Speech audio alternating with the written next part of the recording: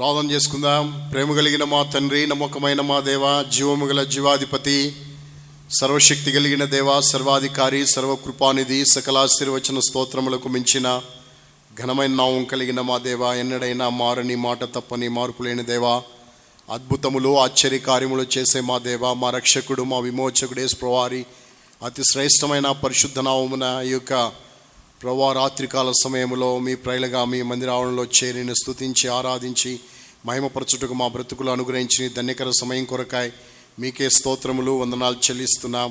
కూడి రాగలిగిన ప్రియుల కొరకాయ మీకే స్తోత్రాలు. బైబిల్ స్టడీ కొరక మమ్మల్ని మీ సన్నిధి తీసుకొచ్చారు, వందనాలు. దయల మా తండ్రి, మీ వాక్యమును ధ్యానిస్తుండగా వాక్యము ద్వారా మాతో మాట్లాడు. మీ స్వరం మాకు వినిపింపచేయి. మీ మాటలు గంభీరమైనవి, మీ మాటలు శ్రేష్టమైనవి. మెల్లనైన మీ స్వరము ప్రభా, మధురమైన మీ స్వరం వినిపింపచేసి తద్వారా మా అంతరంగంలో ఉన్నటువంటి ప్రతి చెడుగును, మాలిన్యమును తొలగించి మీతో సమాధానపరచబడిన వారమై ప్రభా, మీరు ఆశించిన రీతిలో మీ కొరకు జీవించుటకై మీ కృప దయచేయవలసిందిగా ప్రార్థిస్తున్నాం. పాడే పాటల్లో సహాయపడు. వాక్య ధ్యానంలో మీ సన్నిధి మాకు తోడుగా ఉంచు. మీ మాటలు వినిపింపచేయి. మీ పరలోకపు ఉద్దేశాలు బయలుపరచు. మీ యొక్క అంతరంగంలో ఉన్నటువంటి ప్రభా తలంపులను ప్రభా మేము గ్రహించుటకై తద్వారా ఆ తలంపుల ప్రకారం మా జీవితాలు ఉన్నవో లేవో సరి చేసుకుని పరీక్షించుకున్న వారమై యోగ్యులముగా చేయబడి మీ కొరకు విశేష జీవితము నమ్మకముగా మీ కొరకు జీవించట్లో మీ కృప దయచేయవలసిందిగా ప్రార్థిస్తున్నాం. ఇంతవరకు సహాయపడుతూ వచ్చారు. భయంకరమైన పరిస్థితుల మధ్య ప్రభా నన్ను, సంఘమును, సహవిశ్వాసులు మీరు భద్రపరిచి మీరు ఇచ్చిన క్షేమాన్ని బట్టి వందనాలు. ముందున్న దినాల్లో కూడా మీ యొక్క రెక్కల క్రింద క్షేమముతో నింపుతూ రావాల్సిందిగా ప్రార్థిస్తుంటున్నాం. తెచ్చిన ప్రియుల కొరకై స్తోత్రాలు. ముందున్న సమయం ఆశ్చర్యకరంగా చేయి. దగ్గర నుండి దూరం నుండి వినుచున్న చూస్తున్న బిడ్డలను జ్ఞాపకం చేసుకునండి. వారందరికీ కావలసిన వారి భాగాలు మీ వాక్యములో నుండి అనుగ్రహించి పెట్టవలసిందిగా ప్రార్థిస్తున్నాం. ఎవరెవరికి ఏ మాటలు అవసరమో ఆ మాటలు మీరు అనుగ్రహించండి. తండ్రి, ఎవరు ఏ పరిస్థితులు ఉన్నారో వారికి తగిన విధంగా మీ వాక్యమును మీరు వెల్లడి చేస్తూ అనుగ్రహిస్తూ రావాల్సిందిగా ప్రార్థిస్తున్నాం. ప్రభా, మీరే సహాయపడు. ముందున్న సమయం మాకెంతో దీవెనకరంగా చేయి. కరెంట్ను, సౌండ్ సిస్టమ్ను మీ స్వాధీనంలో ఉంచుకో. ప్రభా, ఈ లైవ్ టెలికాస్ట్ చేస్తున్న బిడ్డలను కూడా జ్ఞాపకం చేసుకుని మీ పరిపూర్ణమైన మీ కృపతో, జ్ఞానముతో, మీ బలముతో వారిని నింపండి. మీ ఆత్మతో నింపి మీ పని కొరకు వారిని వాడుకోవాల్సిందిగా ప్రార్థిస్తున్నా. ముందున్న సమయం మాకెంతో ఆశీర్వాదకరంగా చేయమని కోరుకుంటూ ప్రభువును రక్షకుని యేసుక్రీస్తు వారి యొక్క పుణ్య పరిశుద్ధ నామమున మిమ్మల్ని స్తుతిస్తూ అతి వినయముగా బ్రతిమలాడి వేడుకుంటూ ఉన్నాము తండ్రి. ఆమేన్.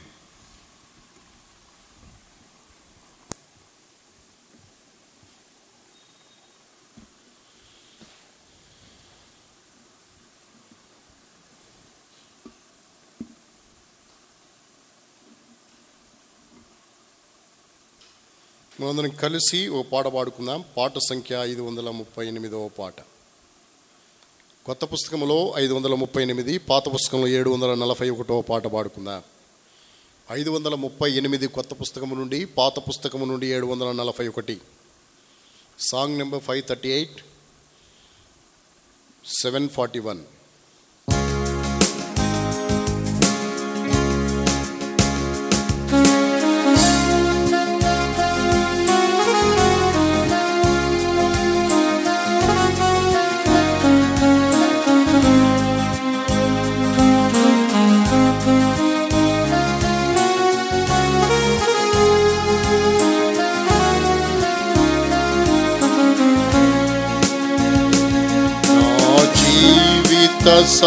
సాగరమునా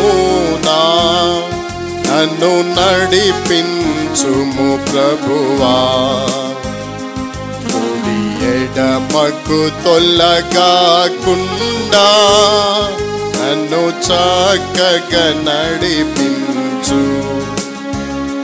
కుడి ఎడమకు తొలగకుండా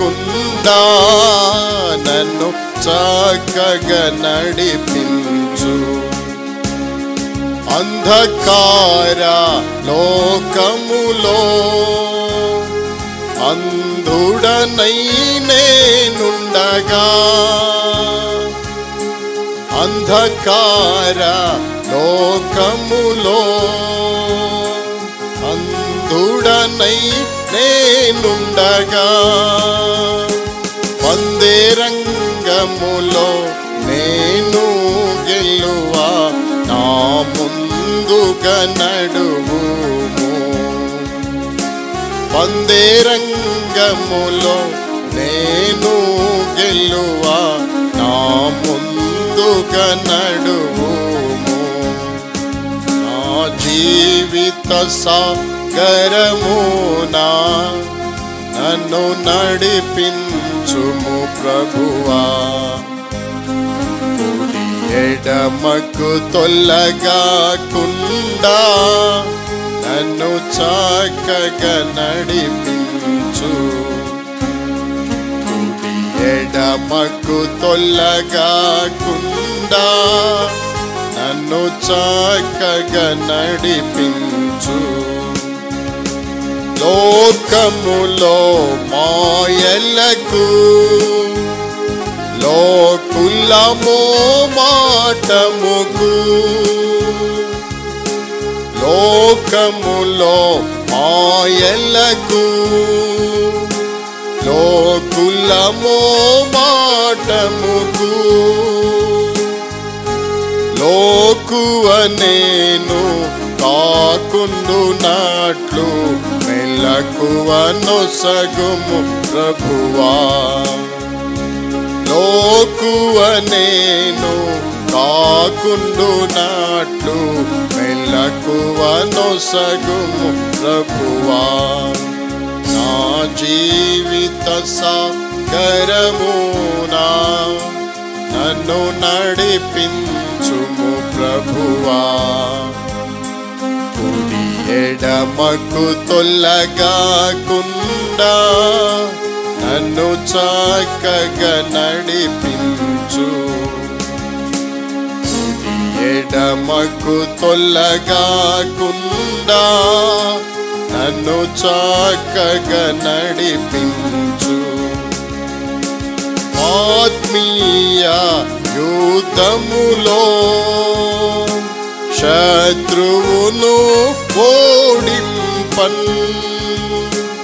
ఆత్మీయ యుద్ధములో శత్రువును ఓడింపన్. సత్యవాక్య విశ్వాసములు నిత్యమును సగుము ప్రభువా. సత్యవాక్య విశ్వాసములు నిత్యమును సగుము ప్రభువా. నా జీవిత సాగరమునా నన్ను నడిపించుము ప్రభువా. కుడి ఎడమకు తొలగకుండా నన్ను చక్కగా నడిపించు. కుడి ఎడమకు తొలగకుండా నన్ను చక్కగా నడిపించు.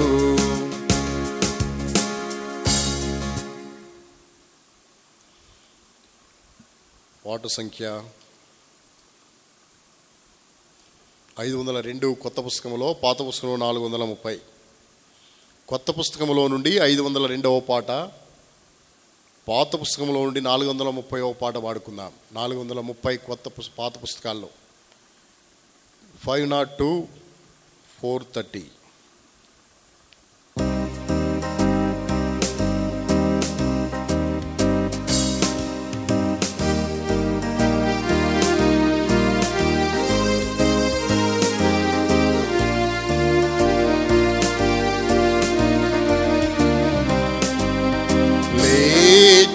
రండి విశ్వాసులార యోర్దాను నదిని దాటను. విడిచిపెట్టుడి మిస్రాయిం సుఖ విలాస మాయలన్. విడిచిపెట్టుడి మిస్రాయిం సుఖ విలాస మాయలన్. సందేహించక లేశమైన యేసుని వాగ్దానముల్. సందేహించక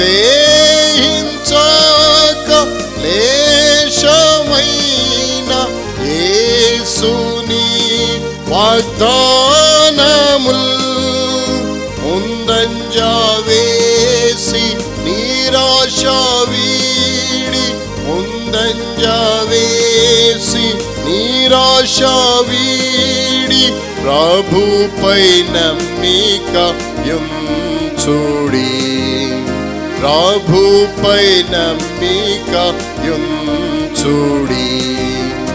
లేచిరండి విశ్వాసులార, యోర్దన్ నదిని దాటను, విడిచిపెట్టు మిస్రాయిం సుఖ విలాస మాయలన్, విడిచిపెట్టుడి మిస్రాయిం సుఖ విలాస మాయలన్. యాత్రలో సముద్రముల్ ఘోషించి, పర్వతముల్ కంపించినన్, యాత్రలో సముద్రముల్ ఘోషించి, పర్వతముల్ కంపించినన్. సొదొమ వైపు తిరిగి చూడక, సొదొమ వైపు తిరిగి చూడక, వెల్లుడి సియోన్ నగరునకు, వెల్లుడి సియోన్ నగరునకు. లేచిరండి విశ్వాసులార, యోర్దన్ నదిని దాటను, విడిచిపెట్టుడి మిస్రాయిం సుఖ విలాస మాయలన్, విడిచిపెట్టుడి మిస్రాయిం సుఖ విలాస మాయలన్. పరికించుడి యేసుని కల్వారిలో కన్నులతో, పరికించుడి యేసుని కల్వారిలో కన్నులతో. దూరపరచి బంధకముల, దూరపరచి బంధకముల, నాశింపజేసే మరణమున్, నాశింపజేసే మరణమున్. లేచిరండి విశ్వాసులార, యోర్దన్ నదిని దాటను, విడిచిపెట్టుడి మిస్రాయిం సుఖ విలాస మాయలన్, విడిచిపెట్టుడి మిస్రాయిం సుఖ విలాస మాయలన్.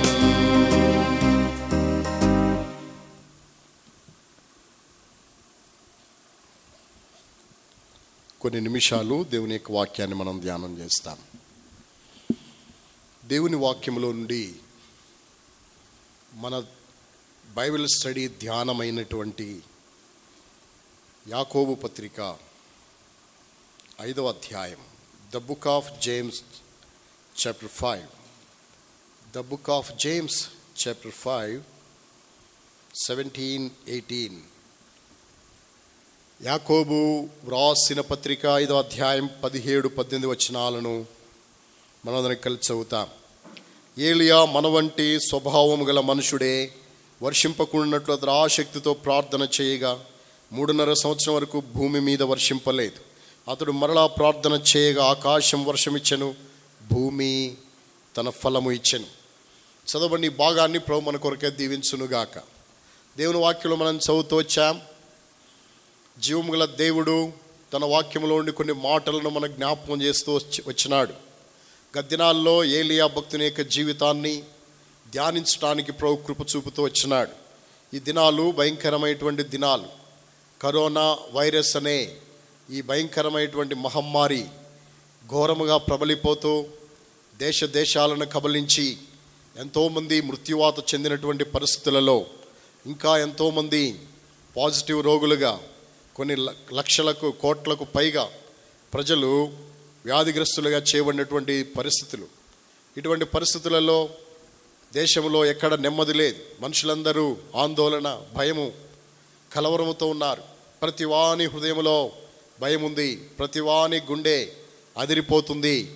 ఎటువంటి పరిస్థితులలో ఉన్నటువంటి తరుణములో దేవుని ప్రజలముగా మనము ధైర్యపరచబడేదాని కొరకాయ్, ఆదరించబడేదాని కొరకాయ్, పురుకొల్పబడేదాని కొరకాయ్, దేవుని యొక్క కృపచేత మనము బలపరచబడి ముందుకు నడిపింపబడేదాని కొరకాయ్ భక్తుని జీవితాన్ని ప్రభు మన గమనానికి తీసుకొస్తూ ఈ భక్తుని యొక్క జీవితము ద్వారా మనల్ని ప్రేరేపిస్తూ రేపుతూ దేవుని యొక్క కృపలో బలవంతులుగా మనల్ని చేయించున్న కారణాన్ని బట్టి ప్రభుకు మనం వందనస్తులమై ఉంటున్నాం.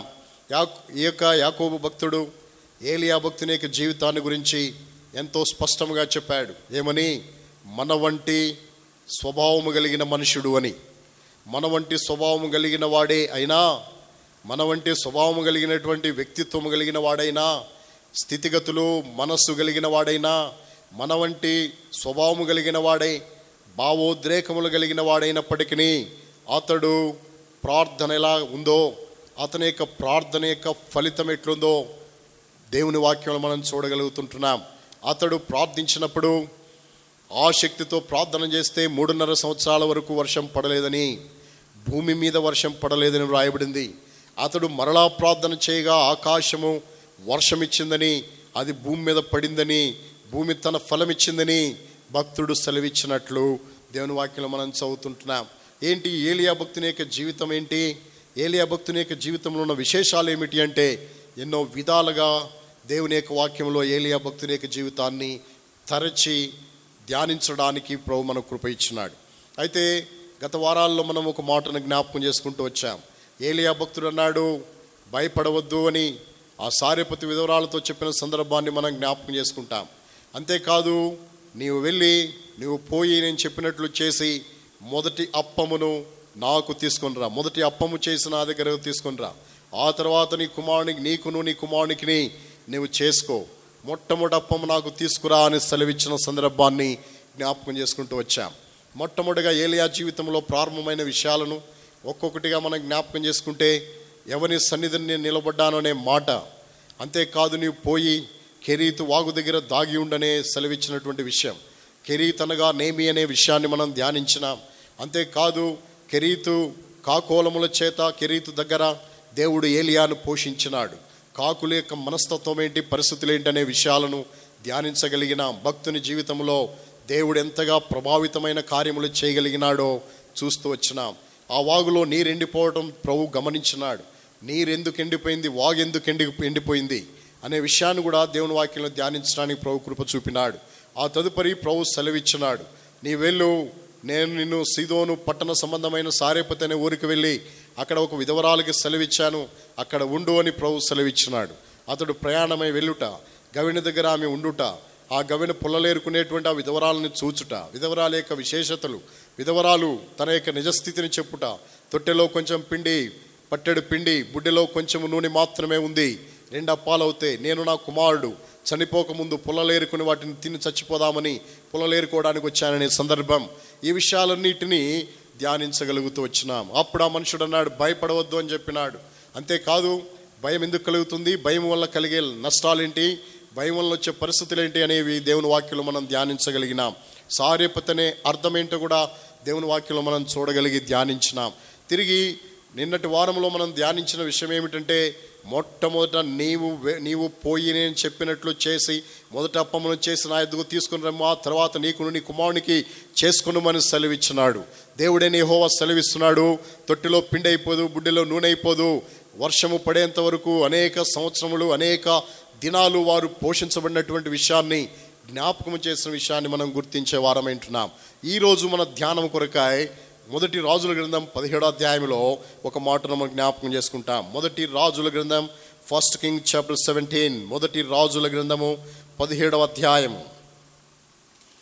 1 Kings chapter 17, మొదటి రాజులు 17వ అధ్యాయము 13వ వచనాన్ని చదువుతాం.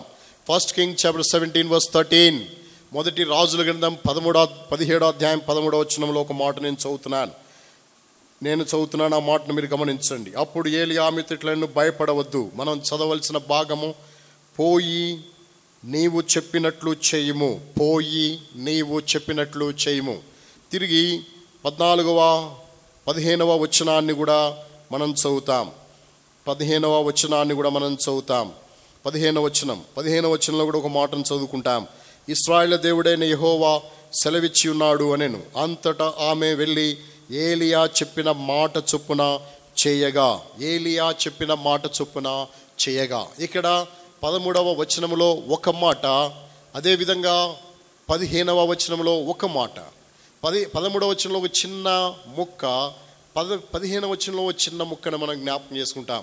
13వ వచనంలో ఉన్న మాట ఏమిటంటే, నీవు పోయి నేను చెప్పినట్లు నీవు పోయి నీవు చెప్పినట్లు చేయము, నీవు పోయి చెప్పినట్లు చేయము. 15వ వచనంలో ఉన్న చిన్న మాట ఏమిటి అనగా, ఆమె వెళ్ళి ఏలియా చెప్పిన మాట చొప్పున చేయగా, ఆమె వెళ్ళి దైవజనుడు చెప్పినట్లు చేయగా అనే మాటను జ్ఞాపకం చేసుకుంటున్నాం. చెప్పినట్లు చేయగా అనే మాట, చెప్పినట్లు చెయ్యి అన్నాడు ఏలియా ప్రవక్త. ఆమె చెప్పినట్లు చేసింది. చెప్పినట్లు చెయ్యని ఆజ్ఞాపించినాడు. నేను చెప్పినట్లు చెయ్యి, నువ్వు పోయి నేను చెప్పినట్లు చెయ్యి అన్నాడు. అప్పుడు ఆ దైవజనుడు, ఆమె వెళ్ళి దైవజనుడు చెప్పినట్లు చేయగా అనే మాట మనకి జ్ఞాపకం వస్తుంది. చెప్పినట్లు చేయుట అనే మాట. కాబట్టి ఇక్కడ చెప్పినట్లు చేయుట అనేది ఎంతో ప్రాముఖ్యమైనటువంటి విషయం. ఈనాడు మానవునికి ఉన్నటువంటి దుర్బుద్ధి, మానవుని యొక్క నైజము, మానవుని యొక్క స్వభావం ఏమిటంటే చెప్పినట్లు చేయకుండుటే. చెప్పినట్లు చేయకపోవటమే మానవుని యొక్క స్వభావం. ఆది నుండి అది మనము చూడగలిగే వారమైంటున్నాం. అది మన పితరులైన ఆదాము అవ్వలలో వసించినటువంటి స్వభావము. అదే స్వభావము నేటికి మనలోనూ, మన పిల్లల్లోనూ, మన తర్వాత తరాల వారిలోనూ నివసించే స్వభావమై ఉంటున్నది. ఏంటా స్వభావం అనగా, చెప్పింది కాకుండా వేరేది చేయుట, చెప్పింది చేయకుండుట, చెయ్యొద్దన్న దాన్ని చేయుట. ఇది మానవుని యొక్క నైజము, మానవుని యొక్క స్వభావం. అటువంటి స్వభావము, నైజము కలిగిన వారముగా ఈ లోకములో మనం ఉంటున్న వారమై ఉంటున్నాం. అటువంటి పరిస్థితులలో ఎక్కడో సీదోను పట్టణ సంబంధమైన సారెపతనే పట్టణములో ఒక విధవరాలు ఆమె భయంకరమైన బయలు దేవత ఆరాధన కలిగినటువంటి స్థలములో నివసించే ఆ విధవరాలు ఏం చేస్తుందో తెలుసా? దేవుడు చెప్పినట్లు చేసినటువంటి విషయాన్ని మనం జ్ఞాపకం చేసుకుంటున్నాం. దైవజనుడు చెప్పినట్లు చేసిన విషయాన్ని ఇక్కడ జ్ఞాపకం చేయబడుతుంది. కాబట్టి ఇక్కడ ఈ విషయాన్ని మనం ధ్యానించినప్పుడు బైబిల్లో ఇంకో సందర్భం కూడా నా మదిలోకి తీసుకురాబడుతుంది, నా గ్రహింపులోనికి, నా గమనానికి తీసుకురాబడుతుంది. ఏంటా మదిలోకి, ఆ గమనానికి నడిపించబడేటువంటి సందర్భం ఏమిటి అనగా, పాత నిబంధన గ్రంథములో చెప్పినట్లు చేయంటే ఆమె పోయి చెప్పినట్లు చేసింది. తద్వారా ఆమె జీవితంలో గొప్ప మేలును అనుభవించినట్లు మనం చూస్తాం. చెప్పినట్లు చేస్తే మేలు, చెప్పినట్లు చేయకపోతే నష్టము, కీడు, ప్రమాదము, ఉపద్రవము, మరణమే. చెప్పినట్లు చేయకపోవడం వలన అంటే విధేయత చూపితే ఆశీర్వాదం ఉంది, విధేయత చూపకపోతే తీర్పు, ఉగ్రత, మరణముంది. అందుకే విధేయత అనేది మన జీవితాలకు అవసరం. విధేయత అంటే అర్థం ఏంటంటే చెప్పినట్లు చేయుట. దైవజనుడు చెప్పాడు, నీవు పోయి మొట్టమొదటి నేను చెప్పినట్లు చేయి, మొట్టమొదటి అప్పం తీసుకుని రా. ఇదేమిటి, నీవు నాకు మొట్టమొదటి అప్పం తీసుకురమ్మంటావేంటి? మొట్టమొదటి అప్పం అంటే ఊరికే ఉందనుకుంటున్నావా? అప్పము అసలే పట్టేడు పిండి ఉంది అక్కడ, తొట్టెలో పట్టేడు పిండే. ఆ పిండి ఎన్ని అవుతాయి అనుకుంటున్నావు? 2 అప్పాలు అవుతాయి. ఫస్ట్ నా కుమారుడు, అతడు యవనస్తుడు, అతడు ఎక్కువ తింటాడు, అతనికి పెట్టుకోవాలి, నా కుమారుని పెట్టుకోకుండా బయట వాళ్ళకి పెడతానా నేను అనవలసినటువంటి పరిస్థితి. అదే సిచ్యువేషన్లో మనం ఉంటే ఇలాగే వాదించి ఉండేవాళ్ళమేమో. ఇలాగే వాదించి ఉండేవాళ్ళమేమో. నాకు తీసుకురా, నీకుంటే ఒకటి నాకు ఇవ్వు అని, ఆ రెండిట్లో ముందు నాకు తీసుకురా అని చెప్పినటువంటి మాటకు ఆమె అవిధేయత చూపలేదు, విధేయత చూపింది. విధేయత చూపి వెళ్ళి మొట్టమొదటి అప్పం తీసుకొచ్చి దైవజనుడికి ఇచ్చింది. అంటే అక్కడ రాయబడింది ఏమంటే, ఆమె వెళ్ళి దైవజనుడు ఏలియా చెప్పినట్లు చేయగా. అలా చెప్పినట్లు చేస్తే వచ్చే లాభం ఏంటి, చెప్పినట్లు చేస్తే మన జీవితాల్లో వచ్చేటువంటి మేళ్ళు ఏంటి అనే విషయాలనే ఈరోజు జ్ఞాపకం చేసుకుంటా. 4 ప్రాముఖ్యమైన విషయాలు మీతో చెప్పాలని కోరుతున్నా. ఏంటి ఆ 4 ప్రాముఖ్యమైన విషయాలంటే, చెప్పినట్లు చేస్తే మానవునికి వచ్చే 4 ఆధిక్యతలు ఏంటి, చెప్పినట్లు చేయకపోతే వచ్చే నష్టం ఏంటి. 5 విషయాలు. చెప్పినట్లు చేస్తే 5 విషయాలు చెప్పొచ్చు కానీ చెప్పినట్లు చేసేటువంటి విషయాలు 4 చెప్తున్నాం గనక, చెప్పింది చెయ్యని వాడికి వచ్చే నష్టం ఏంటో కూడా చెప్తే మనం చెప్పుకునే వాక్యము సంపూర్ణమవుతుంది. అందుకే మనం చెప్పుకునే వాక్యము సంపూర్ణమవుతుంది గనక, ఈ సంపూర్ణత అనేది రాబడే దాని కొరకాయ మనము 4 ప్రాముఖ్యమైన విషయాలు చెప్పింది చేస్తే వచ్చే లాభం ఏంటో దేవుని వాక్యంలో మనం చూడవలసిన వారం అంటున్నాం. చెప్పింది చేయకపోతే ఏంటో కూడా తెలిస్తే అప్పుడు మన జీవితాల్లో చెప్పింది చేయాలా, చెప్పింది చేయకూడదా అనే దానికి ఒక నిర్ణయం మనకు వచ్చి ఒక నిశ్చయతలోనికి మనం రాబడే వారమై ఉంటాం. అందుకొరకే దేవుని యొక్క వాక్యంలో నుండి చెప్పింది చేయాలి. నీవు పోయి నేను చెప్పినట్లు చేయి. దైవజనుడు చెప్పినట్లు ఆమె చేసింది కదా. అందుకే నూతన నిబంధన గ్రంథంలో సందర్భం జ్ఞాపకం చేయబడుతుంది. ఏంటి ఆ సందర్భము అనగా, బైబిల్లో చదువుతాం రండి. యోహాను సువార్త 2వ అధ్యాయము 5వ వచనం. John's gospel chapter 2 verse 5. యోహాను సువార్త 2వ అధ్యాయము 5వ వచనాన్ని చదువుతాం. John's gospel chapter 2 verse 5. యోహాను సువార్త 2వ అధ్యాయము 5వ వచనాన్ని మనం చదువుతాం. ఆయన తల్లి పరిచారకులను చూచి, ఆయన మీతో చెప్పునది చేయుడనెను. ఆయన మీతో చెప్పునది ఏం చేయండి, చేయండి. ఆయన మీతో ఏం చెప్తాడో అది చేయండి. ఏం చేయమని చెప్తున్నాడు దేవుడు మనల్ని? ఆయన ఏం చెప్తాడో అదే చేయమని చెప్తున్నాడు. ఆయన ఏం చెప్పాడు? ఆయన మీతో చెప్పింది చేయండి. ఈమె ఏం చెప్పింది? నువ్వు ముందు వెళ్ళి మొట్టమొదటి అప్పం చేసి నా దగ్గర తీసుకురా. ఆమె వెళ్ళింది, వెనక ముందు ఆలోచించలేదు, ఆమె చేసింది. ఆమె ఎలా చేసిందో మనం కూడా అలా చేయాలి. ఆమె ఎలా చేసిందో 5 విషయాలు, దేవుడు ఎలా చేయమని కోరుతున్నాడో 5 విషయాలు నేను మీకు చెప్తాను. మనం ఆ దృక్పథంతో చేయాలి, ఆ మనసుతో చేయాలి, ఆ విధానములో చేయాలి, ఆ తలంపుతో చేయాలి, వాటినే చేయాలి. తప్పకుండా మనం చేయవలసినవి ప్రభు చెప్పేవే తప్పకుండా చేయాలని దేవుడు నొక్కి ఒక్కానించి చెప్పేవే. వాటిని కూడా మనం జ్ఞాపకం చేసి ఆ విషయాలన్నీ ఆమె చేసింది. ఆమె చేయుట ఆమె జీవితంలో వచ్చిన మేలేంటో తెలుసా?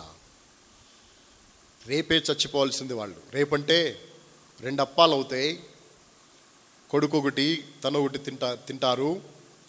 తిన్న తర్వాత ఇంకా లేదు ఆహారము, నీళ్లు తాగుతా కొన్ని దినాలు గడిపి గాలి పీల్చుకుంటూ నీళ్లు తాగుతూ ఆహారం లేక అలా క్షీణించి చనిపోతారు. ఆహారం లేకుండా చనిపోవలసిన పరిస్థితి.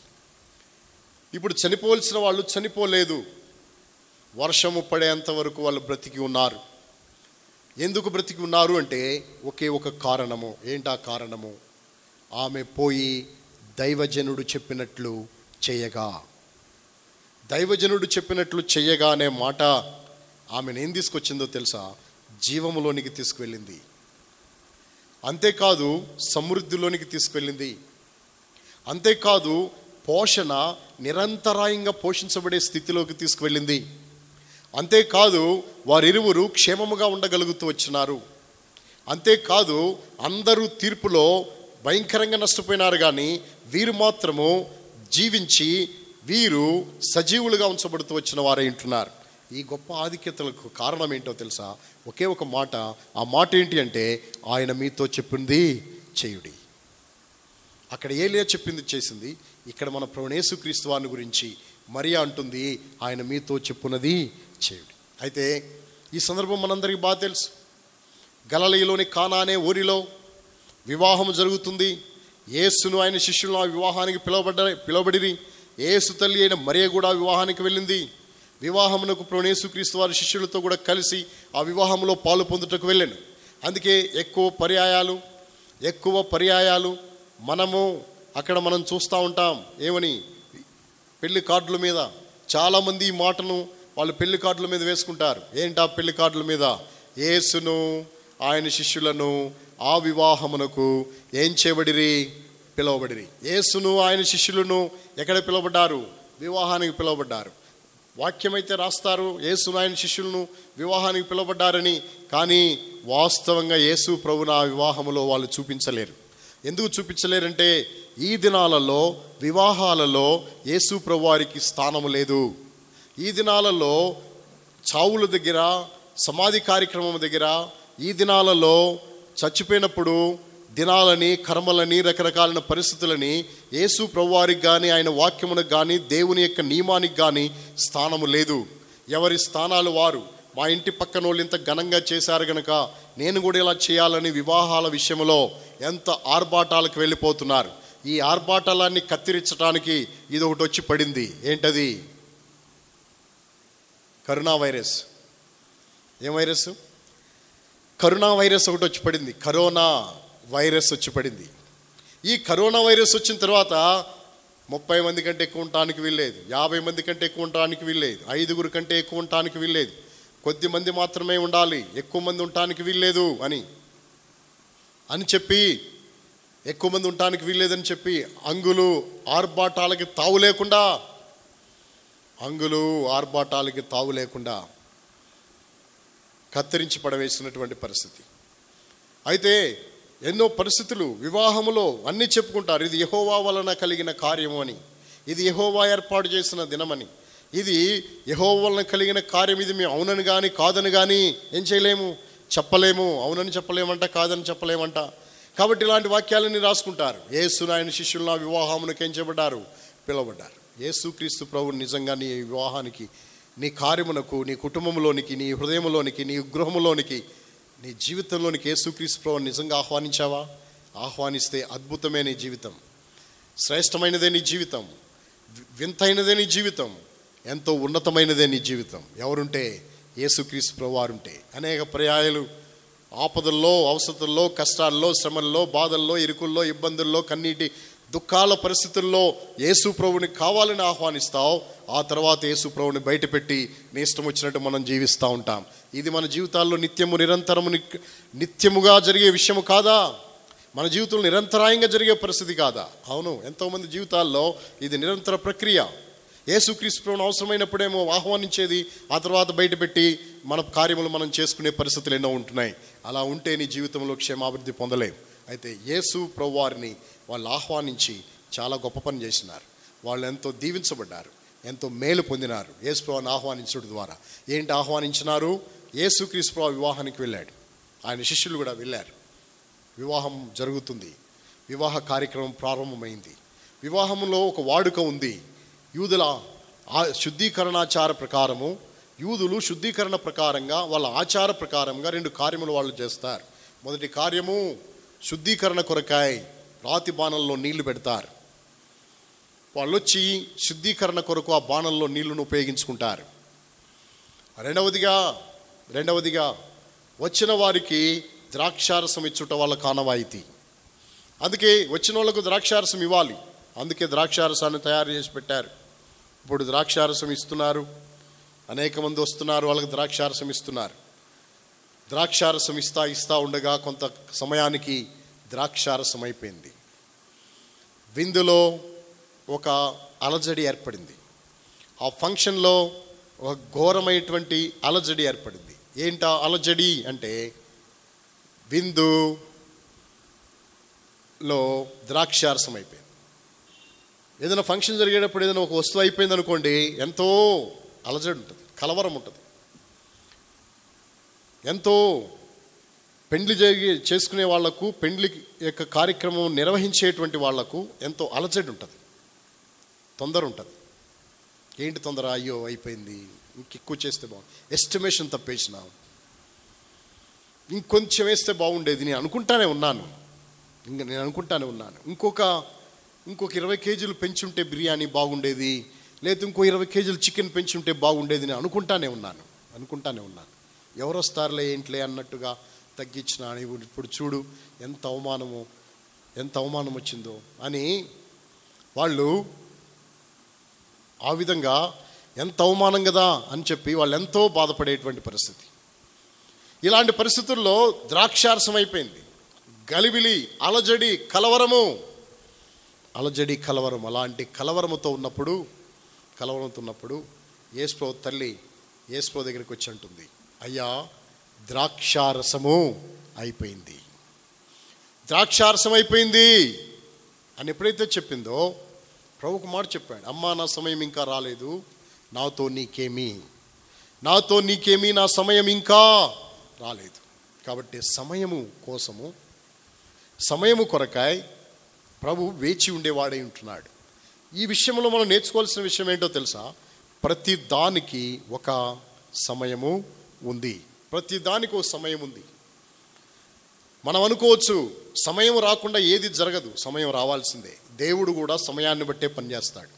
ప్రభువైన యేసుక్రీస్తు వారు కూడా ఈ లోకంలోనికి వచ్చింది సమయానికే వచ్చినాడు, ముందు రాలేదు, వెనక రాలేదు. బైబిల్ గ్రంథం ఇలా సెలవిస్తుంది, కాలము పరిపూర్ణమైనప్పుడు ఆయన భూమి మీద స్త్రీయందు పుట్టి అని రాయబడింది. కాలము పరిపూర్ణమైనప్పుడు పుట్టాడు అంటే టైం దగ్గర పడినప్పుడు, టైం కరెక్ట్గా వచ్చినప్పుడే ఆయన లోకానికి వచ్చినాడు. కాబట్టి నీ జీవితంలో ఏది జరగాలన్నా ఒక టైం ఉంది. దేవుడికి ఆ టైం తెలుసు. దేవునికి నువ్వెవరో తెలుసు, ఆయనకి నీ స్థితి ఏంటో తెలుసు, నీ భవిష్యత్తు ఏంటో తెలుసు, నీ స్థితిగతులన్నీ ఆయనకి తెలుసు, అన్నీ తెలుసు ఆయనకి. అన్నీ తెలిసినటువంటి ఆ ప్రభువైన యేసుక్రీస్తు వారు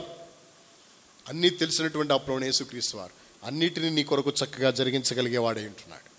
అందుకే దేవుని వాక్యంలో మనం చదువుతాం, అమ్మా నా సమయం ఇంకా రాలేదు. మరేమొచ్చినట్టు? సమయం రాకుండా ఏది ఆయన చేయడు. నీ జీవితంలో సమయం రాకుండా ఏది చేయడు. బైబిల్లో ఆ మాట నేను మీకు చూపిస్తాను. ప్రసంగి గ్రంథం 3వ అధ్యాయము 1వ వచనాన్ని చదవండి. ప్రసంగి గ్రంథం 3వ అధ్యాయము 1వ వచనాన్ని చదువుతాం. ప్రతి దానికి సమయము కలదు, ఆకాశము క్రింద ప్రతి ప్రయత్నమునకును ఏం కలదు? సమయం కలదు. నువ్వేం అడిగినా, ఏం చేసినా తగిన సమయంలో ఆయన నీ కార్యమును జరిగిస్తాడు. బైబిల్లో కూడా ఆ మాట రాయబడింది. ఏమని? కీర్తన గ్రంథము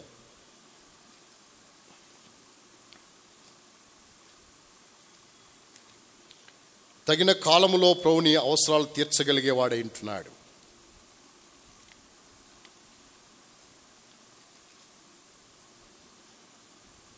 104వ అధ్యాయం, సామ్ 104, కీర్తన గ్రంథం 104వ అధ్యాయం 27వ వచనాన్ని మనం చదువుతాం. తగిన కాలమున నీ వాటికి ఆహారం ఇచ్చేదవని, ఇవన్నీ నీ దయ కొరకు కనిపెట్టుకొనుచున్నవి, నీ వాటికి పెట్టినవి అవి కూర్చుకొను, నీవు గుప్పిలి విప్పగా అవి మంచి వాటిని తిని తృప్తి పరచబడను.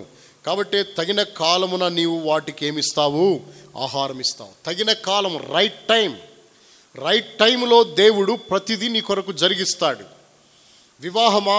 రైట్ టైమే. ఉద్యోగమా? రైట్ టైమే. నీ జీవితంలో ఏదైనా కార్యం చేయాలా? రైట్ టైమే. దేవుడికి ఆ టైం తెలుసు, నాకు తెలియకపోవచ్చు.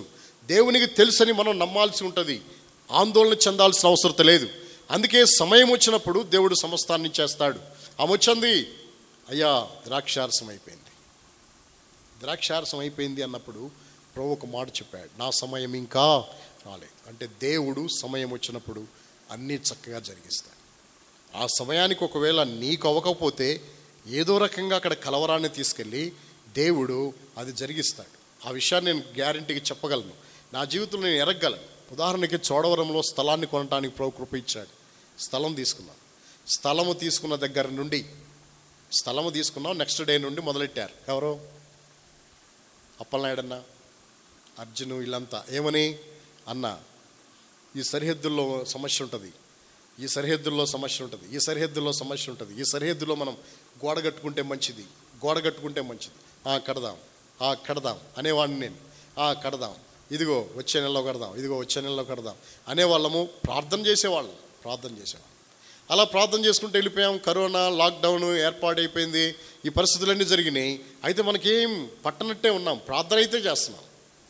ఒక టైం వచ్చింది, అప్పుడు వాళ్ళు మన రాళ్ళు ఉండంగానే మన స్థలంలోకి 5 అడుగులు వచ్చి రాళ్ళు పాతినారు. ఆ విషయం తెలిసింది. వెళ్ళి వాళ్ళని పిలిపించి అడిగితే వాళ్ళు అన్నారు, సరే తెలియక పొరపాటున వేసేసామండి, కట్టుకోండి మీ దాంట్లో మీరు. మనం ఇప్పుడు ఆలస్యం చేస్తే ఏమవుద్ది, మనకి ఇంకా నష్టం వస్తుంది. అందుకనే వెంటనే కట్టాం. ఇది ఏ టైము? Right time. మనము గమ్మునున్నా, మనం కామ్గా ఉన్నా, మనం పట్టినట్టున్నా దేవుడు రేపి తీసుకువెళ్తాడు అక్కడికి. మేలు కొరకే రేపుతాడు. వాళ్ళు పాతుట 5 అడుగులు ముందుకొచ్చి మన స్థలంలో పాతటం అది మన మేలుకే, మనల్ని రేపటానికే, మనల్ని భద్రపరచడానికే, మనం ప్రొటెక్ట్ చేయడానికే, ఈ విధంగా మనం గోడ కట్టుకోవడానికే దేవుడు మనల్ని రేపినాడు. That is the right time. అది దేవుడు సరైన సమయం. అది ఇలాగూ మనం అనుకోవచ్చు, ఎప్పుడు కట్టాలి? ఆ రోజున రిజిస్ట్రేషన్ చేసిన నెక్స్ట్ డేనే కట్టగలిగామా? కట్టలేదు. దరిదాపుగా 1 సంవత్సరం దాటిపోయింది. సంవత్సరం దాటిపోయినా మనం కామ్గానే ఉన్నాం. ఇది సరైన సమయం. ఆ సమయం వచ్చినప్పుడు మనకి దాని గురించిన గ్రహింపు లేకపోయినా, పట్టింపు లేకపోయినా మనల్ని దేవుడు తోసుకెళ్తాడు, అక్కడికి తోసుకెళ్తాడు, నిలబెడతాడు. చూడు, ఈ పని జరిగించు. దేవుడే దగ్గరుండి జరిగిస్తాడు. తన ఘనమైన కార్యాన్ని దేవుడు జరిగిస్తాడు. అందుకే ప్రతి దానికి ఏముందో తెలుసా? ఒక సమయం ఉంది. నీవు ఎరుగుదవా ఆ విషయాన్ని? ప్రతి దానికి ఒక సమయం ఉంది. ఆ సమయంలోనే దేవుడు చక్కగా జరిగిస్తాడు. దేవుని సమయంలో ఏదైనా నువ్వు పొందావంటే అది ఎలా ఉంటుందో తెలుసా? శాశ్వతంగా ఉంటుంది. అది ఖచ్చితమైనదిగా, నిత్యమైనదిగా ఉంటుంది. దేవుని సమయంలో ఏదైనా పొందితే అది చాలా చక్కనిదిగా ఉంటుంది. కాబట్టి దేవుడు సమస్తాన్ని తగిన సమయంలో చేస్తూ వచ్చిన వాడు ఉంటున్నాడు. అలాగే ఇక్కడ కూడా దేవుడు సెలవిచ్చినాడు. అప్పుడు ఆమె వెళ్ళిపోతా ఉంది. ఈయన సమయం వచ్చినప్పుడు అన్నీ చేస్తాడు. మనం చెప్పిన సమయంలో చేయడు, ఆయన సమయంలో చేస్తాడనే గ్రహింపు ఎవరికి ఉందో తెలుసా? మరియకుంది. అందుకే అంది, ఆయన మీతో చెప్పునది చేయుడి, ఆయన మీతో చెప్పునది చేయుడి అని చెప్పినప్పుడు ఆమె వెళ్ళిపోయింది. వెళ్ళిపోయినప్పుడు యేసుక్రీస్తు ప్రభు అక్కడ పరిచారకులు ఉన్నారు. పరిచారకులకు చెప్పింది ఆవిడ. చెప్పి వెళ్ళిపోయింది. ఆ పరిచారకులను పిలిచి అన్నాడు, అక్కడ ఏమున్నాయి అన్నాడు. రాతి బాణలు ఉన్నాయ్యా. ఎన్ని ఉన్నాయి? 6 ఉన్నాయి. అయితే మీరు వెళ్ళి ఆ రాతి బాణలను వేటితో నింపండి? నీళ్లతో నింపండి అన్నాడు. నీళ్లతో నింపారు. అంచుల దాకా నింపండి అన్నాడు ప్రభు. రండి 2వ అధ్యాయం 6వ వచనాన్ని చదవండి. యోహాను సువార్త 2వ అధ్యాయం 6వ వచనం. యూదుల శుద్ధీకరణాచార ప్రకారము 2-3 తుమ్ములు పట్టు ఆ రాతి బాణలు అక్కడ ఉంచబడి ఉండెను. యేసు ఆ బాణలు నీళ్లతో నింపుడని వారితో చెప్పగా వారు వాటిని ఎక్కడ దాకా నింపిరి? అంచుల మట్టుకు నింపిరి. ఎక్కడ దాకా నింపారు? అంచుల దాకా. బాణలను నింపండి. దేంతో నింపండి? నీళ్లతో నింపండి. అంటే నీరు పోయాలి బాణల నిండా. నీళ్లతో నింపండి అంటే నీళ్లతో నింపినారు వాళ్ళు. ఎప్పుడైతే నీళ్లతో నింపినారో అంచులు దాకా నింపారంటే కంప్లీట్గా నింపులుగా నింపేసినారు. నింపేసిన తర్వాత వాళ్ళు వచ్చన్నారు, అయ్యా నీళ్లతో నింపినామయ్యా. నింపినామంటే అప్పుడు ప్రభు అన్నాడు, ముంచండి అన్నాడు. ఏం చేయండి? ముంచండి. ముంచినారు. ముంచామయ్యా. ముంచిన తర్వాత తీసుకువెళ్ళి విందు ప్రధానికి పోయండి అన్నారు. వాళ్ళు ఏం చేసినారో తెలుసా? పోసారా? పోయలేదా? పోసారు. పోస్తే అప్పుడు విందు ప్రధాని తాగాడా లేదా? తాగాడు. తాగిన తర్వాత ఏమన్నాడు ఆయన? అబ్బా, ఎంత మంచి రసము, ఎంత టేస్ట్గా ఉంది, ఎంత మధురంగా ఉంది ఈ రసము. వాస్తవంగా నేను విందు ప్రధాన్ని ఎన్నో పెళ్ళిళ్ళు జరిగించినాను, ఎన్నో పెళ్ళిళ్ళకి అటెండ్ అయ్యాను, ఎన్నో పెళ్ళిళ్ళు ఈ చేతుల మీదుగా జరిగించా. అన్ని పెళ్ళిళ్ళలో ఎక్కడ తాగనంత మధురమైన రసాన్ని నేను ఇప్పుడు తాగాను. వాస్తవంగా మన పెళ్ళిళ్ళలో ఉన్న ఆనవాయితీ ఏమంటే, ఫస్ట్ మంచి రసం పోస్తారు. తర్వాత జనులకు మత్తు వచ్చేసినప్పుడు అప్పుడేం పోస్తారు? జబ్బు రసం పోస్తారు. కానీ ఈ పెళ్ళిలో ఉల్టా జరిగింది, రివర్స్ అయింది. ఏమని? ఫస్ట్ జబ్బు రసం పోసినారు మీరు, ఇప్పుడు ఏ రసం పెట్టినారు? మంచి రసం ఇచ్చారు. అంటే అర్థమేంటో తెలుసా? వాళ్ళు ఇచ్చిన రసము, ఫస్ట్ ఇచ్చిన రసము అంటే ఒరిజినల్ టేస్టీగా తయారు చేసి సిద్ధపరిచిన రసం ఏమో జబ్బుదైపోయింది, నీళ్ళేమో ఏమైపోయినాయో తెలుసా, మంచి రసం అయిపోయింది. ఎట్లా అయిపోయిందంటారు? యేసు ఏమన్నా నీళ్ళల్లో ఏలెట్టి తిప్పాడా? ఏలెట్టి తిప్పలేదు. యేసు ఏమన్నా బాణాల దగ్గరికి వెళ్ళి ఆకాశం వైపు కన్నులెత్తి ఈ నీళ్లను రసముగా మార్చయ్యా అని ఏమన్నా తండ్రికి కృతజ్ఞతాస్తుతులు చెల్లించినాడా? చేయలేదు.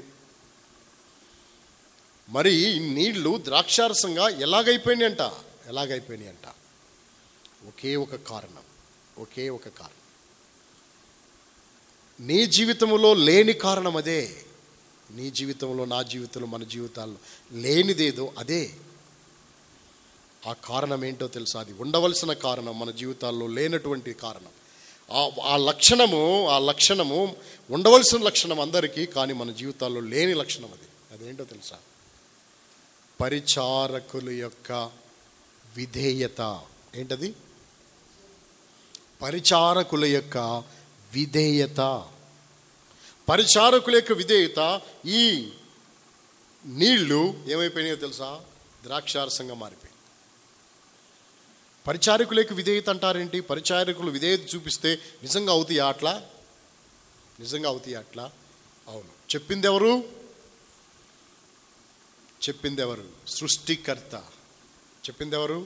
సృష్టికర్త.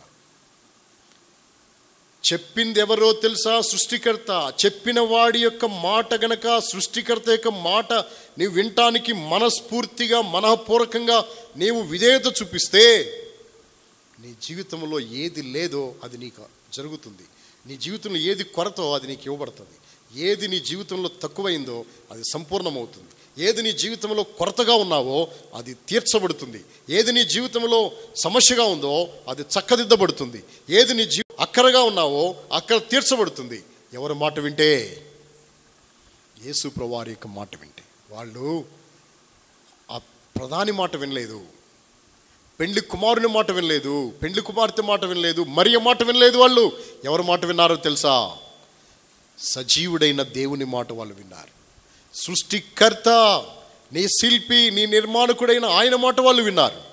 అందుకే ఆ మాట వారి జీవితాలకు ఏమిచ్చిందో తెలుసా? గొప్ప మేలు, అద్భుతం వాళ్ళు చూడగలిగారు. ప్రపంచ చరిత్రలో గొప్ప అద్భుతం. ఆయన ఎవరో తెలుసా? సృష్టికర్త. మాట చేత గాలి సముద్రమును శాసించగలిగిన వాడు, సముద్ర పొంగును మాట చేత అనపగలిగినటువంటి వాడు, మాట చేతే సర్వమును నిర్వహించేవాడు, మహత్తు కలిగిన మాట చేత సర్వమును నిర్వహించే ఆ దేవుని యొక్క మాట వీళ్ళు విన్నారు. ఆయన చెప్పింది వాళ్ళు చేశారు. చెప్పింది చేయుట దేవునికి ఇష్టం. చెప్పింది చేయుట దేవునికి ఇష్టం. చెప్పింది చేయుట దేవునికి ఇష్టం. లోబడకుంటే నీకే నష్టం. చెప్పింది చేస్తావా, దేవుడు ఇష్టపడతాడు, సంతోషపడతాడు. లోబడలేదా, నీ జీవితంలో నష్టాన్ని చూడవలసిన పరిస్థితి. అందుకే ఆయన చెప్పింది మనం చేయవలసిన వారం ఏంటున్నా.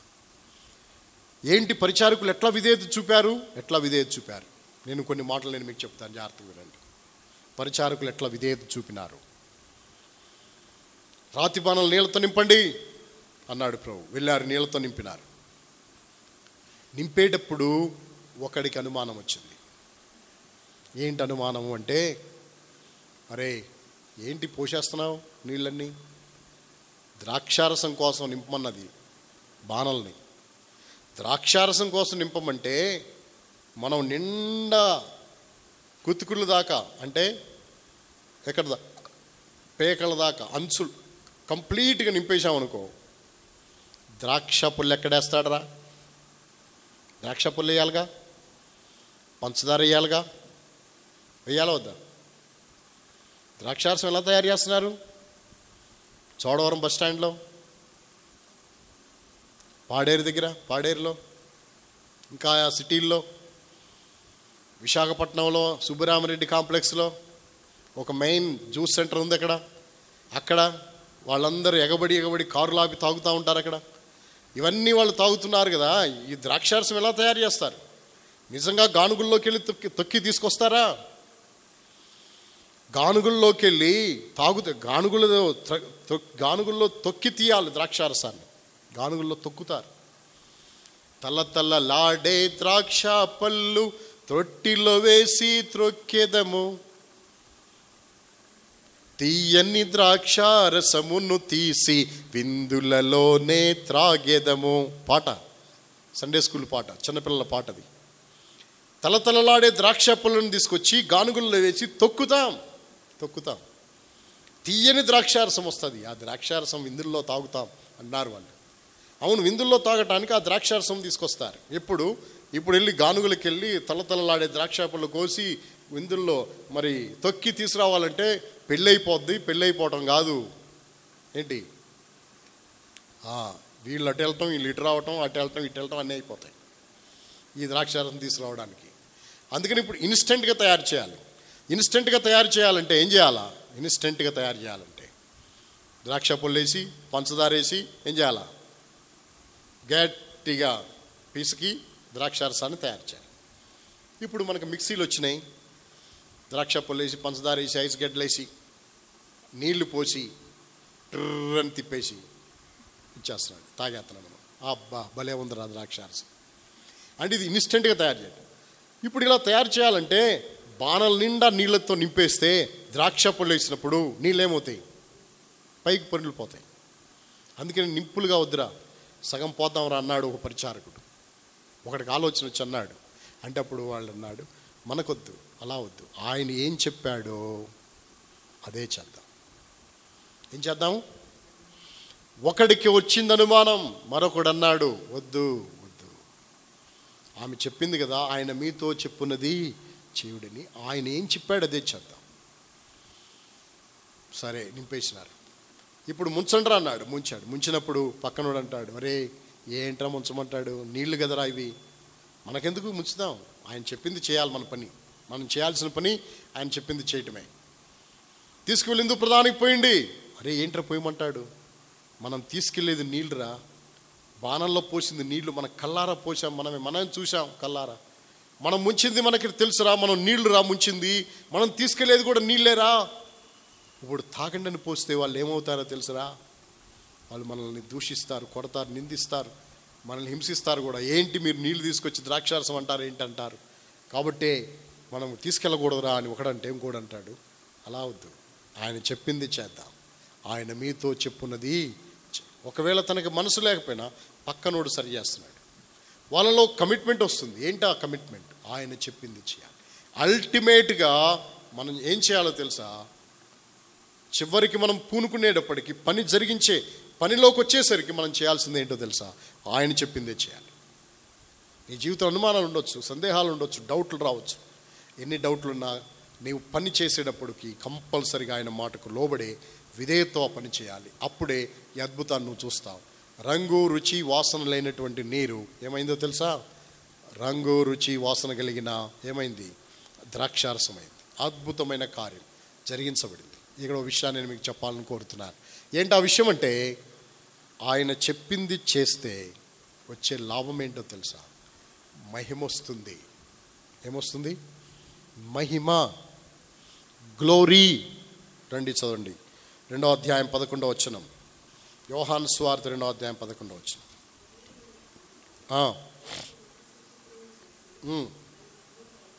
తన మహిమను బయలుపరిచెను. మహిమ, పరిచారకుల యొక్క విధేయత, యేసు ప్రభువారి యొక్క మాటకు వారిచ్చిన విలువ, యేసు ప్రభువారి యొక్క మాటకు వారిచ్చిన విధేయత వారిని ఏం చేసిందో తెలుసా? గొప్ప మహిమకు కారకులుగా చేసింది. దేవుని మహిమను తీసుకురావడానికి కారణమైంది. అందుకే విధేయత అనేది చాలా ప్రాముఖ్యమైనటువంటి విషయం. విధేయత అనేది చాలా ప్రాముఖ్యమైన విషయం. మొట్టమొదటి మాట మనం చదువుతున్నాం, ఆయన మీతో చెప్పున్నది చేయుడి. నీవు పోయి నేను చెప్పినట్లు చేయి అన్నాడు. ఆమె వెళ్ళి దైవజనుడు చెప్పినట్లు చేసింది. అందుకే ఆమె జీవితంలో ఏం పొందిందో తెలుసా? జీవాన్ని చూడకుంది. మొట్టమొదటి లక్షణం జీవం. రెండవ లక్షణము ఏమిటి? మహిమ. రెండవ లక్షణం ఏంటి? మహిమ. మొదటి లక్షణం ఏంటి? జీవం. రెండవ లక్షణం ఏంటి? మహిమ. మొదటి లక్షణం ఏంటి? జీవం. జీవం అంటే ఆమె చనిపోవాల్సింది. ఆమె బిడ్డ ఎప్పుడైతే దైవజనుడికి మొట్టమొదటి అప్పం తీసుకొచ్చి ఇచ్చిందో అప్పుడు దైవజనుడు బ్రతికినాడు, దైవజనుడు పోషించబడ్డాడు. వాళ్ళు పోషించబడ్డారు, జీవించబడ్డారు, వాళ్ళు తృప్తిపరచబడుతూ వచ్చినారు. కాబట్టి జీవాన్ని చూడుకున్నారు. చెప్పింది చేస్తే జీవం ఉంటుంది నీ జీవితం. నా మాట విని నన్ను పంపిన వాని విశ్వాసం ఉంచువాడే ఎవరు? నిత్య జీవము గలవాడు. కుమారునికి విధేయత గలవాడే ఎవరు? నిత్య జీవము గలవాడు. కుమారునికి అవిధేయుడైన వాడేం చూస్తాడు? జీవము చూడడు. దేవుని ఉగ్రత వాని మీద నిలుచును అని రాయబడింది. కాబట్టి దేవుని ఉగ్రత నిలబడుతుంది విధేయత లేకపోతే. కాబట్టి జీవం వస్తుంది. రెండవదికి ఏమొస్తుంది? మహిమ రాబడుతుంది. మూడవదికి ఏం రాబడుతుంది? దేవుని వాక్యం నుండి చదువుతాం రండి. ఆదికాండం 22వ అధ్యాయం. ఆదికాండం 22వ అధ్యాయం 22వ అధ్యాయము 18వ వచనాన్ని చదవండి. మరియు నీవు నా మాట వినినందున భూలోకములోని జనములన్నీ నీ సంతానం వలన ఆశీర్వదింపబడును, నా తోడని ప్రమాణం చేస్తున్నానని యెహోవా సెలవిచ్చెను. యెహోవా సెలవిచ్చెను. నా తోడు, నా మాట వినినందున అంటే నేను చెప్పింది నువ్వు చేసినందున దేవుడు మూడవ ఆధిక్యత నీకేమిస్తాడో తెలుసా? ఏమిస్తాడు? మూడవ ఆధిక్యత ఆశీర్వాదం ఇస్తాడు. ఏమిస్తాడు? ఒకటి జీవం ఇస్తాడు, రెండు మహిమను చూపిస్తాడు. మహిమ కన్నులారా చూడగలుగుతా అంటే నీ కొరతలు నీ కొదువులన్నీ తీరిపోతాయి, మహిమ కలుగుతుంది. మూడో విషయం ఏంటో తెలుసా? ఆశీర్వాదం ఇస్తాడు. మాట వింటే. నేను ఎందుకు ఈ విషయాలు చెప్పాలని కోరుతున్నాను అంటే, ఏమీ లేదక్కడ, లేని దాన్ని దేవుడు గొప్పగా చేయగలిగిన వాడు. నీళ్లను ద్రాక్షారసంగా మార్చినాడు కేవలము ఒకే ఒక విధానాన్ని బట్టి. ఏంటో తెలుసా? పరిచారకులు చూపిన విధేయతే కారణం. పరిచారకుల విధేయతే కారణం. ఆ గొప్ప దేవునికి పరిచారకుల విధేయత చూపడం ద్వారా అద్భుతాలు జరిగించబడ్డాయి. దేవుడు గొప్పవాడు. గొప్ప కార్యాలు జరగాలంటే నీవు నేను దేవునికి భూమి మీద ఏం చూపాలి? విధేయత చూపాలి. అప్పుడు ఆ గొప్ప దేవుడు నీ ద్వారా గొప్ప కార్యాలు జరిగిస్తాడు భూమి మీద. తిరిగి మూడో విషయం ఏంటంటే ఆశీర్వాదము. ఏంటి ఆశీర్వాదం? అక్కడ సారెపతి విధురాల దగ్గర పట్టెడు పిండి కొంచెం నూనె అంటే ఎన్ని అప్పాలు అవుతాయి? 2 అప్పాలు అవుతాయి. కానీ ఇక్కడ ప్రభువు కోరింది ఏంటో తెలుసా? అబ్రామా, నీ ఒక్కగానొక్క కుమారుడున్నాడే, నువ్వు ప్రేమించి ఇస్సాకున్నాడే, ఆ ఇస్సాకుని తీసుకొచ్చి మోరియా పర్వతంలో నేను చూపించే ఒక దాని మీద నా కొరకు నీ వద్ద నేను చేయాలి, దహన బలి ఇవ్వాలి. ఎంతమంది ఉన్నారు అబ్రహాంకి కొడుకులు? ఎంతమంది ఉన్నారు కొడుకులు? 2 కొడుకులు. ఎవరు? ఫస్ట్ ఇస్మాయిల్, తర్వాత ఇస్సాకు. దేవుడు ఇస్మాయిల్ని కోరట్లేదు. దేవుడు ఎవరిని కోరుతున్నాడు? ఇస్సాకును కోరుతున్నాడు. ఇస్సాకు గురించి ఇస్మాయిల్ని దేవుడు లెక్కించలేదు అబ్రహాముతో. అబ్రహాముతో ఇస్మాయిల్ని లెక్కించలేదు. ఎందుకంటే నీకు ఒక్కగానొక్కడున్నాడే అన్నాడు దేవుడు. అంటే ఇస్మాయిల్ ఉన్నట్టా లేనట్టా? నీకు ఒక్కగానొక్కడున్నాడా లేదా? రండి చదువుతాం. అప్పుడు ఆయన, 2వ వచనం 22:2, అప్పుడు ఆయన నీకు ఒక్కడయ్యున్న నీ కుమారుని. ఎంతమంది? నీ ఒక్కడున్నాడే. మరి ఇస్మాయిల్ ఎవరు? ఇస్మాయిల్ ఎవరు? ఇస్మాయిలును గురించి దేవుడు అంటాడు, ఇదిగో నీ సంతానము నేను విస్తరింపజేస్తా. హాగరు, నీ సంతానము నేనేం చేస్తాను? విస్తరింపజేస్తాను. మరి అబ్రహాముతో దేవుడు అంటాడు, ఇస్సాకు వలనైనది నీ సంతానమనబడును. ఎవరి సంతానము? ఇస్సాకు వలన అయినది నీ సంతానం అనబడుతుంది. మరి ఇస్మాయిలు హాగరు సంతానం. ఇస్సాకు అబ్రహాము సంతానం. అబ్రహాము సంతానం నీ ఒక్కడై ఉన్న నీ కుమారుణ్ణి, ఒక్కడే కుమారుడు, ఆ ఒక్కడే ఉన్న కుమారుడిని తీసుకొచ్చి మోరియా పర్వతంలో ఒక దాని మీద అర్పించు. ఒక్కడే. అక్కడ 2 అప్పాల్లో ఒక అప్పాన్ని కోరాడు ఏలియా. ఇక్కడ ఒక్కడే ఒక కొడుకు, ఆ ఒక్క కుమారుణ్ణి దేవుడు అడిగేసినాడు. ఇస్తావా? లోబడతావా? విధేయత చూపుతావా? విధేయత చూపితే నీ జీవితంలో గొప్ప మేలు. అయితే అబ్రహాము విధేయత చూపినాడు. విధేయత చూపి అన్నాడు, కుమారుణ్ణి తీసుకెళ్లి మొరియా పర్వతం బలి అర్పించినాడు. ఈ సంగతులన్నీ మనకు బాగా తెలిసినవే కనుక దీన్ని నేను వివరించలేదు. ఎన్నో పర్యాయాలు మనం దీన్ని వివరించుకున్నాం. మొరియా పర్వతం మీద తీసుకెళ్ళి కట్టెలు పేర్చి బలిపీఠం కట్టి కట్టెలు పేర్చి కుమారుణ్ణి కాళ్ళు చేతులు కట్టి బలిపీఠం మీద పెట్టి కత్తి లేపి చంపడానికి సిద్ధమైనాడు.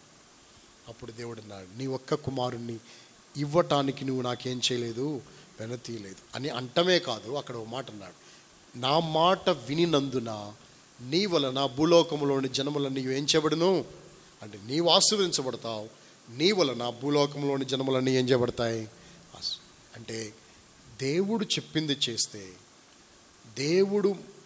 మనం పోయి దేవుడు చెప్పినట్లుగా చేస్తే మనకొచ్చే మూడవ ఆధిక్యత ఏమంట, ఆశీర్వాదము.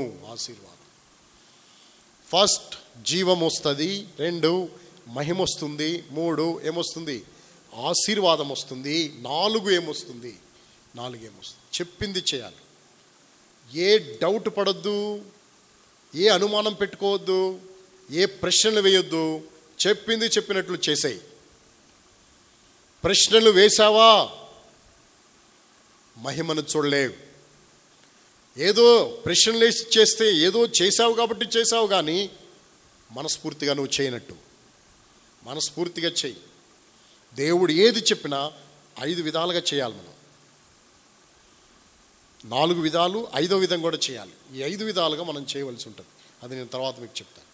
మొట్టమొదటిగా ఇక్కడ మనం చదువుతున్నాం ఏమని, దేవుడు చెప్పింది ప్రశ్నించొద్దు, అనుమానించొద్దు, చెప్పింది చెప్పినట్లు చేసేయి. నీకు ఎంత బాగా తెలిసిందైనా కానీ దేవుడు చెప్పినట్లు చెయ్యి. దేవుడు చెప్పింది చెప్పిన రీతిలో చెయ్యి. నీకు తోచిన రీతిలో చేయటం కాదు. మనం చాలాసార్లు ఏం చేస్తామంటే మనం చెప్తాం, దేవుడు చెప్తాడు, చెప్పినప్పుడు దేవుడు చెప్పిన విధానంలో, పద్ధతిలో, వేలో మనం చేయం. మనకు తోచిన విధానంలో మనం చేస్తాం. అందుకే ఆశీర్వాదాలు లేవు మన జీవితాలు. దేవుడు చెప్పిన మాదిరిలో చేయాలి, దేవుడు చెప్పినట్లు చేయాలి. అప్పుడే మన జీవితాల్లో మేలు పొందగలుగుతాం. మనకు తోచినట్లు చేస్తే కాదని గ్రహించాలి. రండి, 4వదిగా దేవుడు చెప్పినట్లు చేయుటట్లో లూకాసు సువార్త 5వ అధ్యాయం, లూక్స్ గాస్పెల్ చాప్టర్ 5, లూకాసు సువార్త 5వ అధ్యాయము 5వ అధ్యాయం 5వ వచనాన్ని చదవండి. సీమోను, ఏలినవాడా, రాత్రంతా మేము ప్రయాసపడితిమి, కానీ మాకేమీ దొరకలేదు.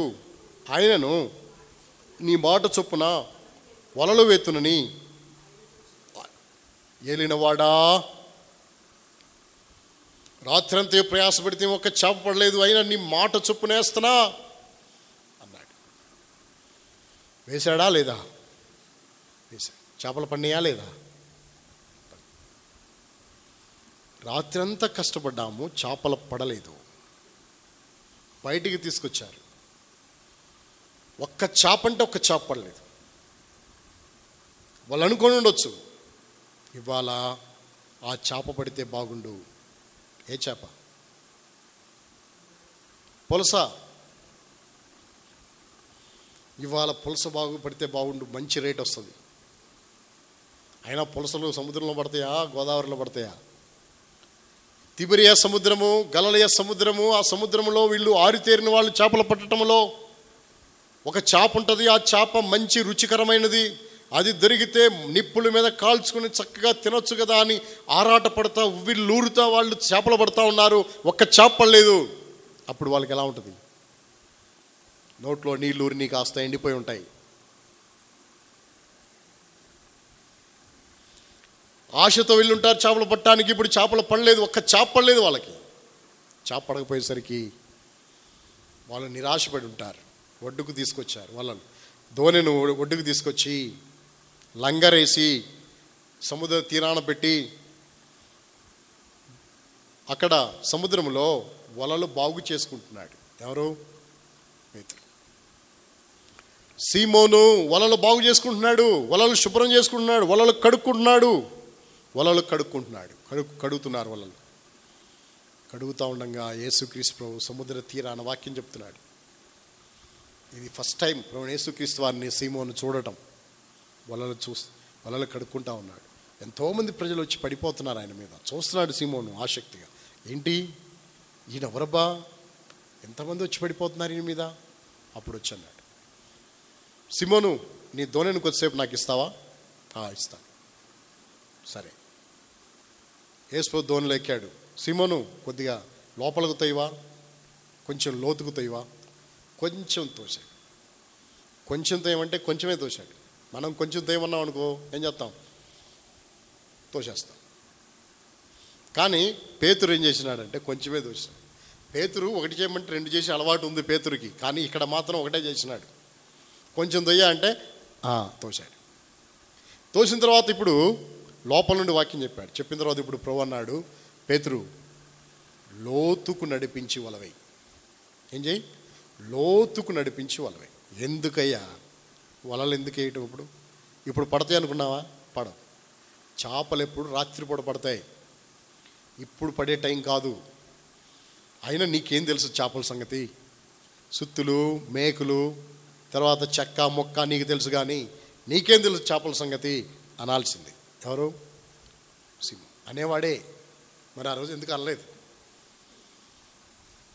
ఎందుకు అనలేదు? అనేవాడే కాదా? అన్నిటికీ తైక్మంట బయలుదేరతాడు ఎవరు? సీమోను. అనేవాడే. ఎందుకు అనలేదు? దానికి ఒక కారణం ఉంది. ఎందుకు అనలేదో తెలుసా? వలలు కడుగుతూనే దేవుని మాటలు విన్నాడు. ఎవరు? సీమోను.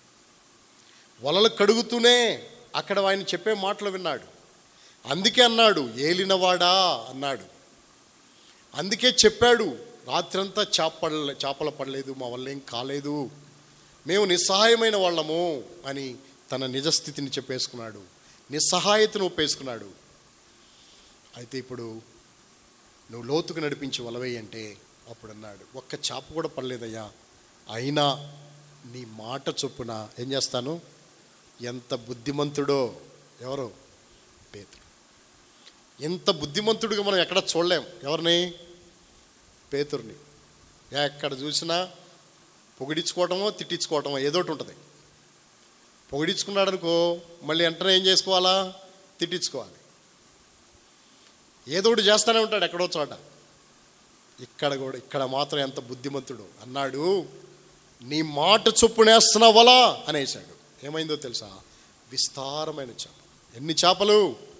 2 పడవలు మునిగే అన్ని చేపలు, 2 దోణెలు మునిగే అన్ని చేపలు, 2 దోణెలు నిండా చేపలే.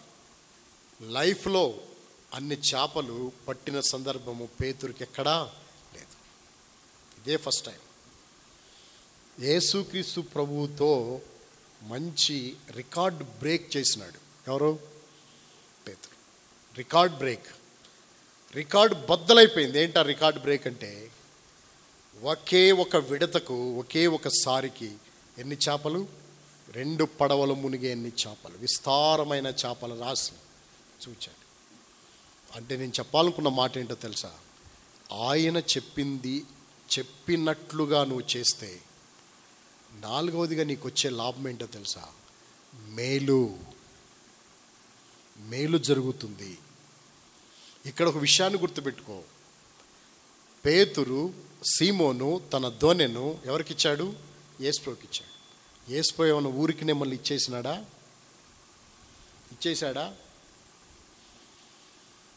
ఇవ్వలేదు. ఎవరికన్నా మనం ఒక పాత్రలో ఏదైనా పెట్టించామనుకో, కూరనో బిర్యానీనో లేకపోతే ఇంకేదనో పెట్టించామనుకో, పెట్టించినప్పుడు అది తీసుకెళ్ళిపోయి మళ్ళీ వాళ్ళు ఏం తీసుకొస్తారు? ఖాళీ తీసుకొస్తారు. పట్టుకెళ్ళటమే తెలుసు తప్ప నింపుకొని తీసుకురావడం తెలియదు చాలామందికి. యేసుక్రీస్తు ప్రభు యొక్క మనసు ఏంటో తెలుసా? ఏం చేస్తాడో తెలుసా యేసుప్రభు వారు? ఆయన చేసే పని ఏంటో తెలుసా? ఆయనకు నువ్వేదైనా ఇచ్చావనుకో, ఏది ఇస్తావో దాన్ని నింపి ఇస్తాడు నీకు. ఏది ఇస్తే దాన్ని ఏం చేస్తాడు? నింపి ఇస్తాడు. దేంతో నింపుతాడు? మట్టితో ఇసుకతో కాదు. దేనితో? మేళ్లతో నింపుతాడు, అద్భుతాలతో నింపుతాడు, గొప్ప దీవెనలతో నింపుతాడు, ఆశీర్వాదాలతో నింపుతాడు. పేతురు, సీమోను తన దోణిని యేసుప్రభుకిస్తే యేసు ప్రభు పేతురు దోణెను దేనితో నింపాడు తెలుసా? చేపలతో నింపినాడు. నీ హృదయం యేసుప్రభుకిస్తే, నీ హృదయాన్ని యేసుప్రభుకిస్తే, ఈనాడే నీ హృదయాన్ని యేసుప్రభుకిస్తే, నీ జీవితాన్ని యేసుప్రభుకిస్తే, హృదయాన్ని ఇస్తే నీ జీవితాన్ని మేలులతో నింపుతాడు. నీ జీవితాన్ని ఇస్తే ఆశీర్వాదాలతో నింపుతాడు. ఏమిస్తావు? నా హృదయమే కాదు, నా జీవితం, నా సమస్తాన్ని దేవునికి ఇస్తా. ఆయన నన్ను ఆశీర్వదిస్తాడు. అందుకే 4వదిగా ఆయన చెప్పింది నువ్వు చేసావనుకో, మేలులతో నిన్ను నింపేవాడే ఉంటున్నాడు. మేలు చూస్తావు.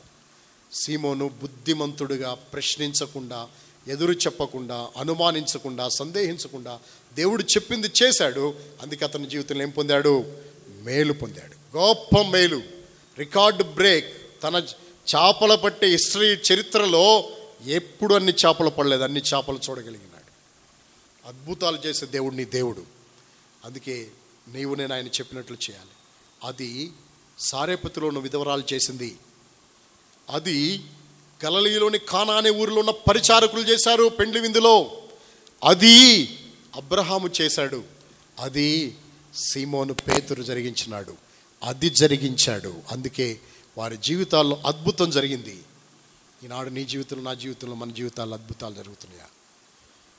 జ్ఞాపకం పెట్టుకోండి. ఎప్పటికైనా మన జీవితాల్లో గుర్తించుకోవాల్సిన, గ్రహించవలసిన విషయం ఏంటో తెలుసా? ఆయన మీతో చెప్పున్నది చేయుడి. 4 విషయాలు చెప్పుకున్నాం. 1 జీవము, 2 మహిమ, 3 ఆశీర్వాదము, 4 మేలులు.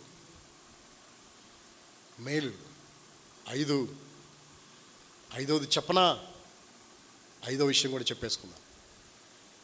5వ విషయాన్ని గురించి నేను అంత వివరించను, కానీ క్లుప్తంగా ఒక విషయం చెప్పేస్తాను. వాస్తవంగా 4 చెప్పి 5వది లోబడిన వ్యక్తిని గురించి చెప్పాలనుకున్నా. అయితే లోబడిన విషయాన్నే చెప్పుకొని 6వ విషయంగా లోబడిన విషయాన్ని చెప్పుకుందాం. 5వ విషయం ఏంటో తెలుసా? ఒక విధవరాలు. రండి, 2వ రాజుల గ్రంథము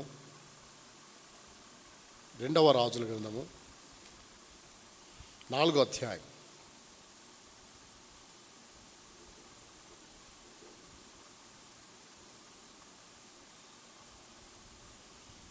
4వ అధ్యాయం, 2వ రాజుల గ్రంథము 4వ అధ్యాయం, 4వ వచనాన్ని 3-4 వచనాలు చదువుతాం. 2వ రాజుల గ్రంథం 2 Kings chapter 4:3 and 4, 3-4 వచనాలు. అతడు నువ్వు బయటికి పోయి నీ ఇరుగు పొరుగు వారందరి యొద్ద దొరకగలిగిన వట్టి పాత్రలన్నింటినీ ఎరవపుచ్చుకొనుము. అప్పుడు నీవు నీ ఇంటిలోనికి వచ్చి నీవు నీ కుమారు లోపల నుండి తలుపు మూసి ఆ పాత్రలన్నింటిలో నూనె పోసి నిండినవి ఒక తట్టున ఉంచుమని ఆమెతో సెలవేయగా, ఆమె అతని యొద్ద నుండి పోయి తానును కుమారులను లోపల నుండి తలుపు మూసి కుమారులు తెచ్చిన పాత్రలో నూనె పోసెను.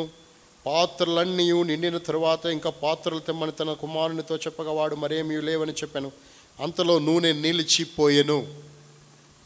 ఇక్కడ విషయాన్ని చదువుతాం. విధవరాలు ఈమె కూడా దైవజనుడి దగ్గరికి వచ్చింది. ఈ సందర్భం మనందరూ బాగా ఎరిగిన విషయమే. ఆయన క్లుప్తంగా కొన్ని విషయాలు జ్ఞాపకం చేసుకుందాం. ఈ విషయాన్ని మనం అంతగా మాట వెంట మాటను మనం ధ్యానించము, కానీ టూకీగా కొన్ని మాటలు జ్ఞాపకం చేసుకుందాం. ఆ తదుపరి ఎలీషా జీవితాన్ని ధ్యానం చేసేప్పుడు ఈ విషయాలు మనం జ్ఞాపకం చేసుకుంటాం, ధ్యానం చేస్తాం. ఇప్పుడు ఆ విధవరాలు భర్త చనిపోయినాడు. చనిపోయటం వల్ల విధవరాలైంది భర్త చనిపోయిన కారణాన.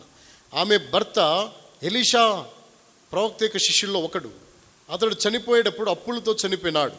అప్పుడు వాళ్ళు వచ్చి ఆమెతో అంటున్నారు, అప్పులు తీర్చు అంటున్నారు. అప్పులు తీర్చకపోతే నీ 2 కుమారులు నా ఇంటికి పంపించు, అప్పు తీరేదాకా మాతో ఉంటారని. ఇప్పుడు ఆమె ఎవరికి చెప్పగాలో తెలియక దైవజనుడి దగ్గరికి వచ్చింది. దైవజనుడు నాడు నీ ఇంట్లో ఏముందన్నాడు. నూనె కుండ ఉంది అన్నది. అయితే నువ్వు వెళ్ళి ఇరుగు పొరుగు దగ్గరికి వెళ్ళి అరవు కుండలు ఏమైతే ఉంటాయో అన్నీ తెచ్చుకొని ఇంట్లో ఉండి తలుపు మూసుకొని ఏం చేయండి, ఈ కుండలో ఉన్న నూనె ఆ కుండలో పోసింది. పోసినప్పుడు కుండలన్నీ నిండినాయి. నిండిన తర్వాత నిండినవన్నీ ఒక పక్కన పెట్టండి అని చెప్పాడు. పెట్టారు. నిండిపోయిన కుండలన్నీ. నిండిపోయిన తర్వాత ఆమె వచ్చి దైవజనుడి దగ్గరికి వచ్చింది. అయ్యా, నువ్వు చెప్పినట్లు చేశాను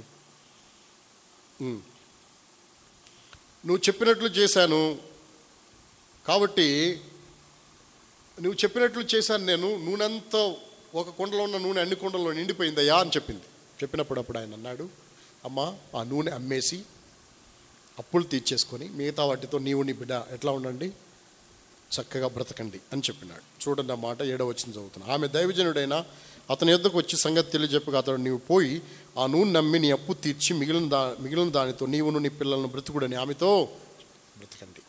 అంటే అప్పులమయమైపోయిన స్త్రీ, అప్పుల ఊబిలో ఉండిపోయినటువంటి స్త్రీ, భర్త లేడు, పిల్లలు చిన్నోళ్ళు, ఆ చిన్న పిల్లలను పెట్టుకుని అప్పుల బాధతో ఉండేటువంటి విధవరాలు. ఆ విధవరాలు దైవజనుని యొక్క మాటకు లోబడి ఆయన చెప్పినట్లు చేయుట వలన ఆమె జీవితంలో ఏం పొందిందో తెలుసా? అప్పులు పోయినాయి, కరువు పోయింది, సమృద్ధి ఆమె జీవితంలో దొరికింది. ఏం దొరికింది? సమృద్ధి. సమృద్ధి అంటే దేవుడు చెప్పినట్లు చేస్తే మన జీవితాల్లో ఏముంటుందో తెలుసా? సమృద్ధి ఉంటుంది. కరువు ఉండదు నీకు, అప్పులు ఉండవు నీకు, సమృద్ధి ఉంటుంది నీ జీవితాన్ని. నిన్ను సమృద్ధితో నింపుతాడు. ఆయన చెప్పింది చెయ్యి. విధవరాలు దైవజనుడు చెప్పినట్లు చేసి. ఇప్పుడు చెప్పు 5 విషయాలు. 1 జీవం, 2 మహిమ, 3 ఆశీర్వాదం, 4 మేలు, 5 సమృద్ధి. నీ జీవితంలో దేవుడు సమృద్ధిని ఇవ్వటానికి సిద్ధంగా ఉన్నాడు. అందుకే ఆ సమృద్ధిని కలిగిన వారముగా ఈ లోకములో మనము ప్రభు కొరకు మనం జీవించవలసిన వారమైంటున్నాం. సమృద్ధి అనేది దేవుడిచ్చేది. కాబట్టి ఆయన చెప్పినట్లు చేస్తే అది సమృద్ధి వస్తుంది. ఆయన చెప్పినట్లు చేయకపోతే ఏంటి పరిస్థితి? ఆయన చెప్పినట్లు చేయకపోతే ఏంటి పరిస్థితి? బైబిల్లో చదువుతాం రండి. దేవుని వాక్యంలో ఉండి యోహాను సువార్త 3వ అధ్యాయం 36వ వచనం. యోహాను సువార్త 3వ అధ్యాయం 36వ వచనాన్ని చదువుతాం. 3వ అధ్యాయం 36వ వచనం.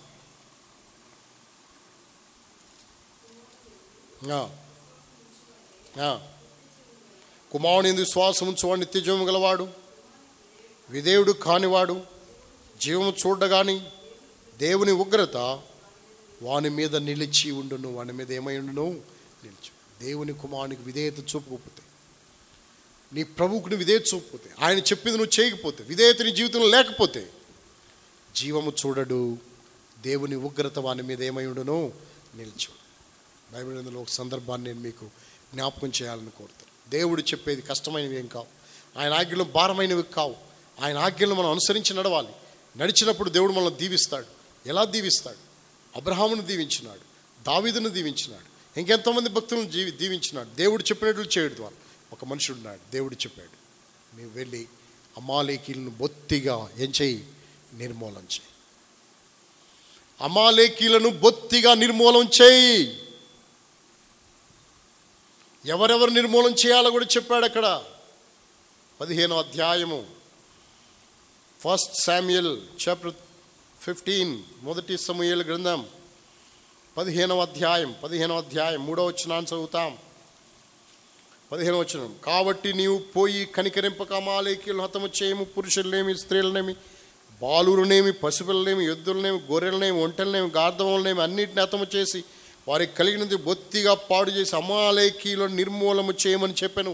ఎందుకనగా మీరు ఐగుప్తుల నుండి బయలుదేరి వచ్చేటప్పుడు అమాలేకీయులతో నాకు తరతరాలకు యుద్ధము, అమాలేకీయులు తమ చేతిని యెహోవా సింహాసనమునకు విరోధముగా ఎత్తారు. రెఫదీము అనే స్థలములో నిర్గమకాండం 17వ అధ్యాయంలో మనం చూస్తాం. నిర్గమకాండం 17వ అధ్యాయం చివరి వచనంలో వాళ్ళు అంటారు, యెహోవా సింహాసనమునకు విరోధముగా తమ చేతిని ఎత్తారు గనక అమాలేకీయులతో యెహోవానైన నాకు తరతరాలకేంటి యుద్ధం అన్నాడు. అందుకే దేవుడైన యెహోవా సెలవిచ్చినాడు సౌలుతో, నీవు వెళ్ళి అమాలేకీయులను బొత్తిగా ఏం చేయి. అక్కడ లిస్ట్ కూడా ఇచ్చినాడు, ఇవన్నీ నువ్వు చేయని. మనం చిన్న పిల్లలకు ఒక లిస్ట్ ఇచ్చి కిరాణా షాప్కి వెళ్ళి తీసుకురమ్మన్నప్పుడు, కిరాణా షాప్కి వెళ్ళి తీసుకురండి, నూనె, చింతపండు, ఉల్లిపాయలు, అవి ఇవి రాసి ఒక లిస్ట్ ఇస్తే వాడు వెళ్ళి చక్కగా వెళ్ళి ఆ కిరాణా షాప్కి వెళ్ళి అవన్నీ తీసుకొని ఆ లిస్టు ప్రకారం అంతా తీసుకొని వస్తాడు.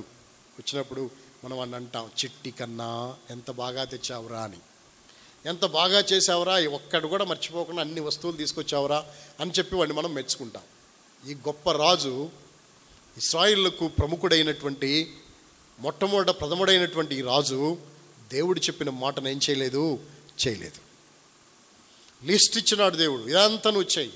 బలిసిన ఎద్దులు, బలిసిన గొర్రెలు, ఆ రాజును సైతం మగవారిని ఆడవారిని అందరినీ చంపండి అని దేవుడు చెప్తే రాజును చంపలేదు, బలిసిన ఎద్దులు తెచ్చినాడు, బలిసిన గొర్రెలు తెచ్చినాడు, అవిధేయత చూపినాడు. ఎవరు? సౌలు రాజు అవిధేయత చూపినాడు. ఈ అవిధేయత అతను ఎక్కడ తీసుకెళ్ళిందో తెలుసా? దేవుని యొద్ద నుండి దురాత్మ తీసుకొచ్చేదైంది. అంతేకాదు, ఈ అవిధేయతతోనే తన జీవితంలో తాను కొనసాగుతూ చివరికి ఏమైనాడు తెలుసా? తన కత్తి తీసుకొని తన కత్తి మీద పడి తానే చనిపోయినాడు. అవిధేయత మరణానికి తీసుకువెళ్తుంది. అవిధేయత నష్టానికి తీసుకువెళ్తుంది. అందుకే ఆయన మీతో చెప్పునది చేయుడినా చెయ్యకుడినా, చేయుడినా చేయకుడినా. చేయుడి చేస్తే ఎన్ని? 5 ఆధిక్యం. చేయలేదనుకో ఇంకా చాలా ఉన్నాయి. అందులో అల్టిమేట్గా 5 లక్షణాలు అన్నీ మనం ధ్యానించవచ్చు, కానీ వాటి అంతం ఏంటో తెలుసా? మరణమే. నష్టము, కష్టము, బాధ, ఇబ్బంది, ఇరుకు, కలవరము, దిగులు, ఇబ్బందులు వస్తాయి. వచ్చిన వాటి అంతం ఏంటి? ఫలితం ఏంటంటే మరణమే. కాబట్టి తన ఖడ్గం మీద తాను పడి చనిపోవాల్సిన పరిస్థితి. దేవుడు కూడా నొచ్చుకున్నాడు, హృదయంలో బాధపడ్డాడు. నేను చెప్పిన పని నువ్వు చేయలేదు, అవివేకంగా ప్రవర్తించు, అవిధేయత చూపినావు. అక్కడ ప్రభు ఒక చక్కని మాట చెప్పాడు సమూయేలు ప్రవక్త ద్వారా. సమూయేలు ప్రవక్త ఒక మాట చెప్పాడు. ఏంటా మాట తెలుసా? బలులు అర్పించుట కంటే మాట వినుట ఏమిటి? శ్రేష్టము. ఏమిటి శ్రేష్టము? మాట వినుట శ్రేష్టం. ఏమర్పించుట కంటే? బలులు అర్పించుట కంటే మాట వినుట శ్రేష్టం. మాట విన్నావా అని, దేవుని మాట విన్నావా అని, ఆయన మాట విన్నామా అని. దేవుని మాట వింటే అది ఎంతో శ్రేష్టము. అందుకే మన జీవితాల్లో ఆయన మాట విందాం. ఈ మనుషుడు మాట వినలేదు. మాట వింటే దేవునికి ఇష్టం, మాట వినకపోతే నీకే నష్టం. అది గ్రహించి ఆయన మాట విందుముగాక. అన్ని వేళలా ఆయన మాట విని ఆయన కొరకు జీవించుదుముగాక. ఆ విధవరాలు దేవుని మాట విన్నది. దైవజనుడు చెప్పినట్లు చేయగా అనే మాటను జ్ఞాపకం చేసుకున్నాను. పరిచారకులు ఆయన చెప్పింది చేయగా, అబ్రహాము దేవుడు చెప్పింది చేయగా, పేతురు దేవుడు చెప్పింది చేయగా, ఆ విధవరాలు దైవజనుడు ఎలీషా ప్రవక్త చెప్పింది చేయగా వారి జీవితాల్లో 5 అంతల ఆశీర్వాదాన్ని వాళ్ళు పొందగలిగినారు. 5 మేళ్ళు వాళ్ళు అనుభవించగలిగినారు. మన జీవితాల మేలును మనం అనుభవించినట్లు ప్రభు మనకి సహాయపడును గాక. అయితే చెయ్యుడి, ఆమె చేసెను. ఎలా చేయాలి? దేవుడు ఏ పనైనా ఇచ్చినప్పుడు, ఏదైనా చెప్పినప్పుడు, ఏదైనా చేయాలన్నప్పుడు ఎలా చేయాలి? 5 విషయాలు నేను మీకు చెప్తాను. రండి. మొదటి విషయము దేవుడికి మనం ఏదైనా చేయాలి అనుకున్నప్పుడు ఎలా చేయాలి? ఏదైనా చేయాలి, దేవుడు చేయమని చెప్పినప్పుడు, ఏదైనా చేయమన్నప్పుడు ఎలా చేయాలి? కొలస్సీ పత్రిక 3వ అధ్యాయము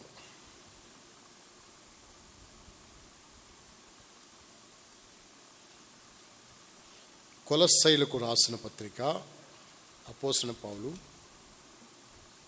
3వ అధ్యాయము 17వ వచనాన్ని చదవండి.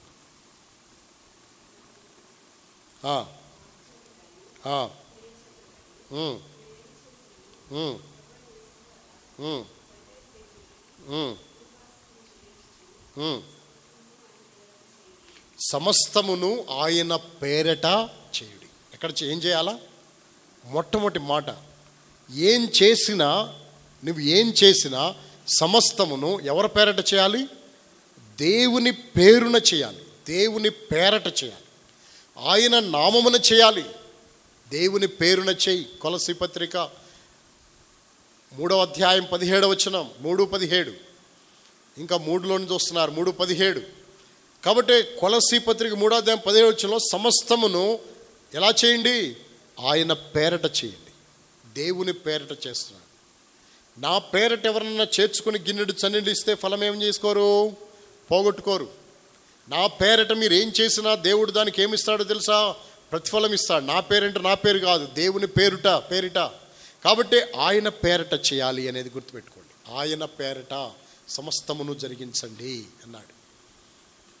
తిరిగి రెండవదిగా దేవుని వాక్యములో నుండి కొలస్సీ పత్రిక 3వ అధ్యాయము 23వ వచనాన్ని చదవండి. 23వ వచనం.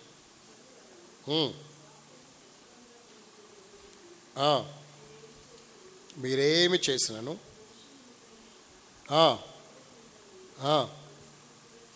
ఎలా చేయండి? మనస్ఫూర్తిగా చేయండి. ఆయన పేరట చేయండి. చేసేది ఏదైనా ఎలా చేయండి? మనస్ఫూర్తిగా చేయండి. మనస్ఫూర్తిగా, గొనుక్కుంటూ సనుక్కుంటూ కాదు, ఇబ్బంది పడుతూ కాదు. ఎలా చేయండి? మనస్ఫూర్తిగా చేయండి. ఏది చేయాలనుకున్నా మనస్ఫూర్తిగా చేసేయండి. దేవుడు చెప్పిన వాటిని చేయటానికి మనస్ఫూర్తిగా చేయండి. దేవుని కార్యాలు మనస్ఫూర్తిగా చేయాలి. అదే మాట రాయబడింది కదా 23వ వచనంలో. మీరేమి చేసను మీ నిమిత్తం కాదు, మనుషుల నిమిత్తం కాదు, ప్రభు నిమిత్తం అని ఎలా చేయండి? ప్రభు నిమిత్తం చేయండి. అంటే ప్రభు పేరట చేయండి. 2, మనస్ఫూర్తిగా చేయండి. 3వదిగా ఎలా చేయండి? 10వ అధ్యాయం 31వ వచనం, కొరింథీయులకు రాసిన మొదటి పత్రిక 10వ అధ్యాయం 31వ వచనం. కొరింథీయులకు రాసిన మొదటి పత్రిక 10వ అధ్యాయం 31వ వచనం. కాబట్టి భోజనము చేసినను పానము చేసినను మీరేమి చేసినను దేవుని మహిమ కొరకు చేయండి. ఎలా చేయండి? దేని కొరకు చేయండి? 1, ఆయన పేరట చేయండి. 2, మనస్ఫూర్తిగా చేయండి. 3, దేవుని మహిమ కోసం చేయండి. దేవుడిని మహిమపరచడానికి చేయండి. దేవునికి మహిమ రావాలని చేయండి. మన మహిమను మనం ఎప్పుడు కోసం కోరక మనస్ఫూర్తిగా దేవునికి మహిమ వచ్చేట్టు మనము చేయవలసిన వారమై ఉంటున్నాం. 4వదిగా దేవుని వాక్యంలో నుండి మనం ఎలా చేయాలి?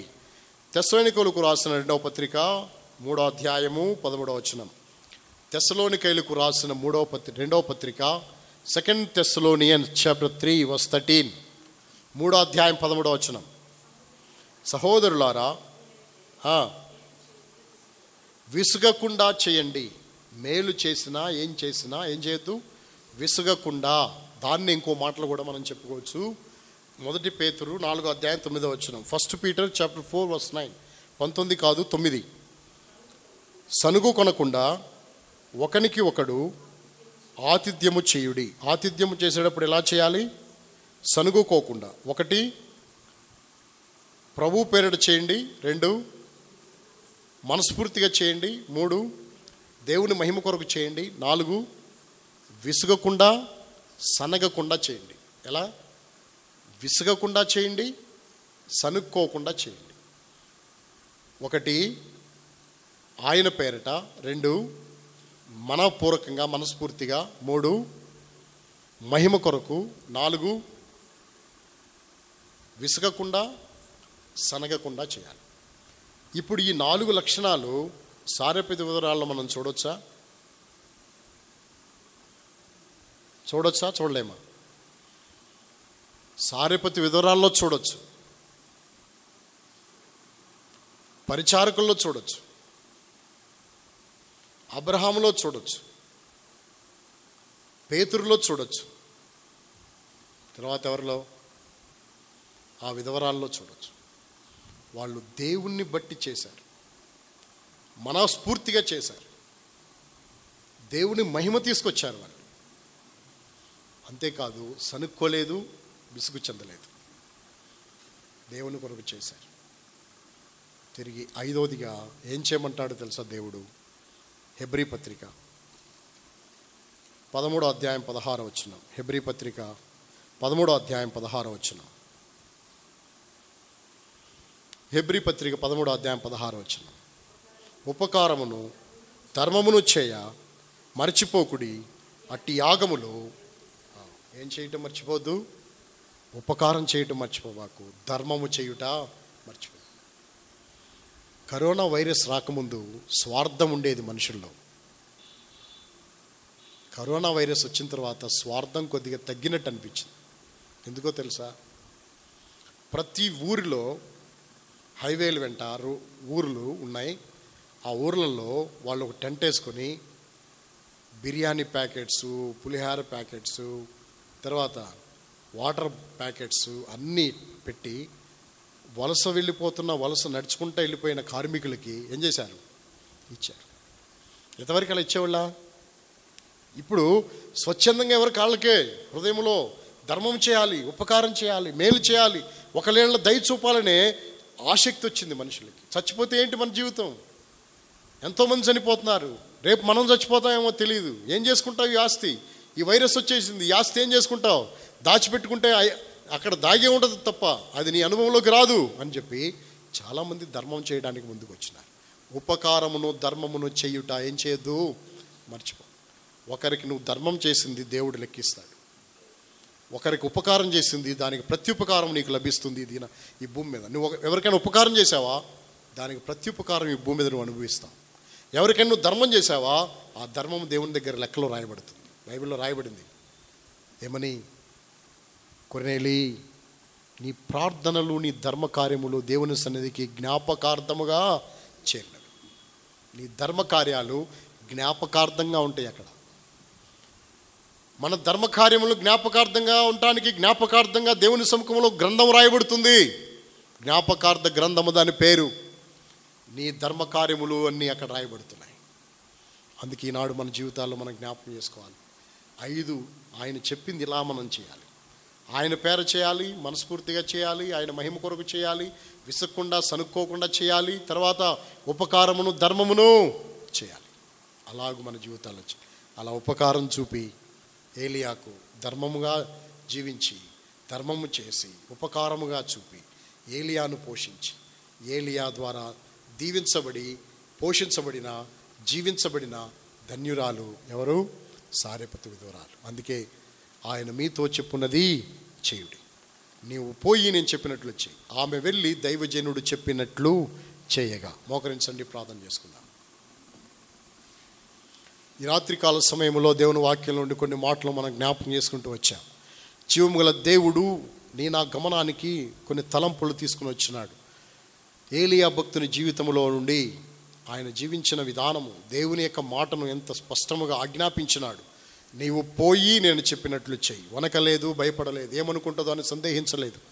దైవజనుడు దైవాత్మ ప్రేరణ కలిగిన వాడై ఆమెకు ఆజ్ఞాపించినాడు, నీవు పోయి నేను చెప్పినట్లు చెయ్యి. ఆమె దైవజనుడు చెప్పినట్లు చేయగా, ఆమె వెళ్ళి దైవజనుడు చెప్పినట్లు చేయగా ఆమె జీవితంలో జీవాన్ని చూడగలిగింది. చనిపోవలసిన ఆమె జీవించింది, తన బిడ్డ జీవించినాడు. అద్భుతమైన విషయాలు దేవునితో మాట్లాడుతూ వచ్చినాడు. నా జీవితంలో ఒక తీర్మానానికి రా. ఈ స్థలాన్ని విడిచి వెళ్ళే ముందు, నీవు లేచి వెళ్ళే ముందు నీ జీవితంలో ఒక తీర్మానంలోనికి రా. ప్రభు నీకు సహాయపడతాడు. కొన్ని నిమిషాలు మనం పరీక్షించుకుందాం. వాక్య వెలుగులో మన జీవితాలను పరీక్షించుకొని ప్రభుకి ఇష్టంగా చేయబడే దాని కొరకే మనం ప్రభుకి అప్పగించుకొని ప్రభు కొరకు జీవించినట్లు ప్రభు మనకి సహాయపడును గాక.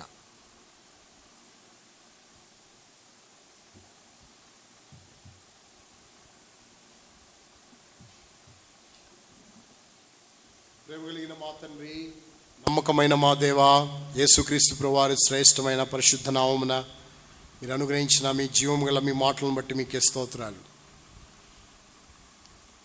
నీవు పోయి నేను చెప్పినట్లు చేయము, ఆమె వెళ్ళి దైవజనుడు చెప్పినట్లు చేయగా అనే మాటను ఈరోజు ధ్యానించడానికి ఇచ్చిన కృప కొరకే వందనాలు. ప్రభువా, నువ్వు చెప్పినట్లు చేస్తే మాకు వచ్చే లాభం ఏంటో, ఆధిక్యతలేంటో, మేము పొందుకునేటువంటి దీవెనలేంటో మీ వాక్యంలో చూపించినందుకే స్తోత్రాలు. చెప్పినట్లు చేయకపోతే వచ్చే నష్టమేంటో కూడా చూపించినందుకు వందనాలు. ఇది నా జీవితంలో, మా జీవితాల్లో నువ్వు చెప్పినట్లు ఎన్నో ప్రయాణాలు చేయలేదు. మా పితరుల ద్వారా మాకు సంక్రమించిన అవిధేయత ఇంకా మా జీవితాల్లోనే కొనసాగుతూ ఉన్నటువంటి పరిస్థితి. మీరు దేవుని కుమారుడై ఉండి ఈ లోకంలోనికి వచ్చి మానవుడిగా ఈ భూమి మీద జన్మించిన తండ్రికి విధేయత చూపి మరణం పొందినంతగా విధేయత చూపినటువంటి దేవుడు నేడు నా జీవితంలో అట్టి విధేయత మాకు లేదు. అట్టి విధేయత కలిగిన జీవితాలు మాకు దయచేయండి. తీసుకొచ్చిన ప్రియుల కొరకై స్తోత్రాలు. మీ వాక్యాన్ని విన్న బిడ్డలను బట్టి వందనాలు. మీ వాక్యాన్ని వారి హృదయంలో భద్రపరచుకొని మీ కొరకు జీవించట్లో సహాయపడు. నువ్వు చెప్పినట్లు చేస్తే మా జీవితాల్లో వచ్చే లాభమేంటో మీ వాక్యంలో చూపించారు. వారు చనిపోదామని పుల్లలు ఏరుకోవడానికి వచ్చినారు, అవి తిని చనిపోతారు అప్పములు చేసుకొని, అయితే వారు జీవించినారు. అంతేకాదు, ఆ పరిచారకుల విధేయత వలన మీ మహిమ రాబడింది, మీ మహిమ వెల్లడైంది. అబ్రహాము మీరు చెప్పిన మాట వినినందున, లోబడినందున, మీరు చెప్పింది చేయుట వలన ఆశీర్వదించబడ్డాడు, అనేకులకు ఆశీర్వాద కారణంగా చేయబడ్డాడు. అంత మాత్రమే కాదు, పేతురు ప్రశ్నించకుండా, అనుమానం వ్యక్తం చేయకుండా విధేయత చూపిన కారణాన తన జీవితంలో గొప్ప మేలును చూడగలిగినాడు. విస్తారమైన చేపల రాశిని చూడగలిగినాడు. ఆ విధవరాలు దైవజనుడు చెప్పినట్లు చేయగా కరువు, అప్పులు తీరిపోయి సమృద్ధి గలదిగా చేయబడిన విషయాన్ని జ్ఞాపకం చేసినందుకై వందనాలు చెల్లిస్తూ ఉన్నాను. ఈనాడు ఈ ఆధిక్యతలు మా జీవితంలో ఇవ్వటానికి కారణము, పొందటానికి కారణము నీకు విధేయత చూపటమే. నీవు సర్వశక్తి గలవాడువు, మహత్తు గల మాట గలవాడువు, సర్వమును చక్కగా నిర్వహించువాడవు. నీ మాటకు లోబడాలని మీరు కోరుతున్నందుకే స్తోత్రాలు. అట్టి విధేయత, లోబడే స్వభావము నాకు మాకు దయచేయండి. మీరు చెప్పింది ఏదైనా మేము ఎలా చేయాలో మీ వాక్యంలో చూపించారు. వారు ఎలా చేశారు? సమస్తమును మీ నామమున చేశారు, మీ పేరిట మనస్ఫూర్తిగా చేశారు, మీ మహిమ కొరకు చేశారు, సనుక్కోకుండా విసుగకుండా చేశారు, ఉపకారము ధర్మమును చేశారు. అది మర్చిపోలేదు వాళ్ళు. ఉపకారమును ధర్మం చేయడం మర్చిపోయి ఇవి దేవునికి ఇష్టమైన యాగాలను సెలవిచ్చినారు. నేను నా జీవితంలో ఈ ప్రకారముగా నువ్వు అప్పగించిన ప్రతిదాన్ని చేయుటకై, నువ్వు చెప్పిన ప్రతిదాన్ని చేయుటకై, నువ్వు చెప్పిన దాన్ని అనుసరించుటకై మీ కృపను దయచేయవలసిందిగా ప్రార్థిస్తున్నాను. ఎవరైతే తీర్మానంలోనికి వచ్చినారో అని బట్టి వందనాలు. వారిని మీరు బలపరిచి మీ కొరకు జీవింప చేయవలసిందిగా ప్రార్థిస్తూ, మీరు అనుగ్రహించిన దీవమైన తరుణాన్ని కొరకై మిమ్మల్ని స్తుతిస్తూ, గణపరుస్తూ, మనం మేము తగ్గించుకుంటూ మళ్ళీ ఇచ్చేస్తూ, మీ బాహు మీరెక్కల నీడ కోరుకుంటూ ఈ భయంకరమైన పరిస్థితుల్లో ఆనాడు గోషేన్ను ఐగుప్తు దేశంలో వినాయించినట్లు మేము కూడా వినాయించబడదుము గాక. మీ కృప మాకు తోడుగా ఉండును గాక. మీ సన్నిధి కాంతి మాతో ఉంచవలసిందిగా కోరుకుంటూ, మీరెక్కల నీడను ఆశ్రయిస్తూ, ప్రభువైన యేసుక్రీస్తు వారి పుణ్యనామమున మిమ్మల్ని స్తుతిస్తూ అతి వినయముగా బ్రతిమలాడి వేడుకుంటూ ఉన్నాము తండ్రి. ఆమేన్. మన తండ్రి అయిన దేవుని ప్రేమ, మన ప్రభువైన యేసుక్రీస్తు వారి యొక్క కృప, పరిశుద్ధాత్మిక అన్యోన్య సహవాసం, సమాధానం ఇప్పుడు ఎల్లప్పుడు ఇక్కడ చేరు మనందరికీ, సర్వలోకంలో తన్ను ప్రేమించు వారందరికీ సదాకాలము తోడై ఉండి నడిపించును గాక. ఆమేన్.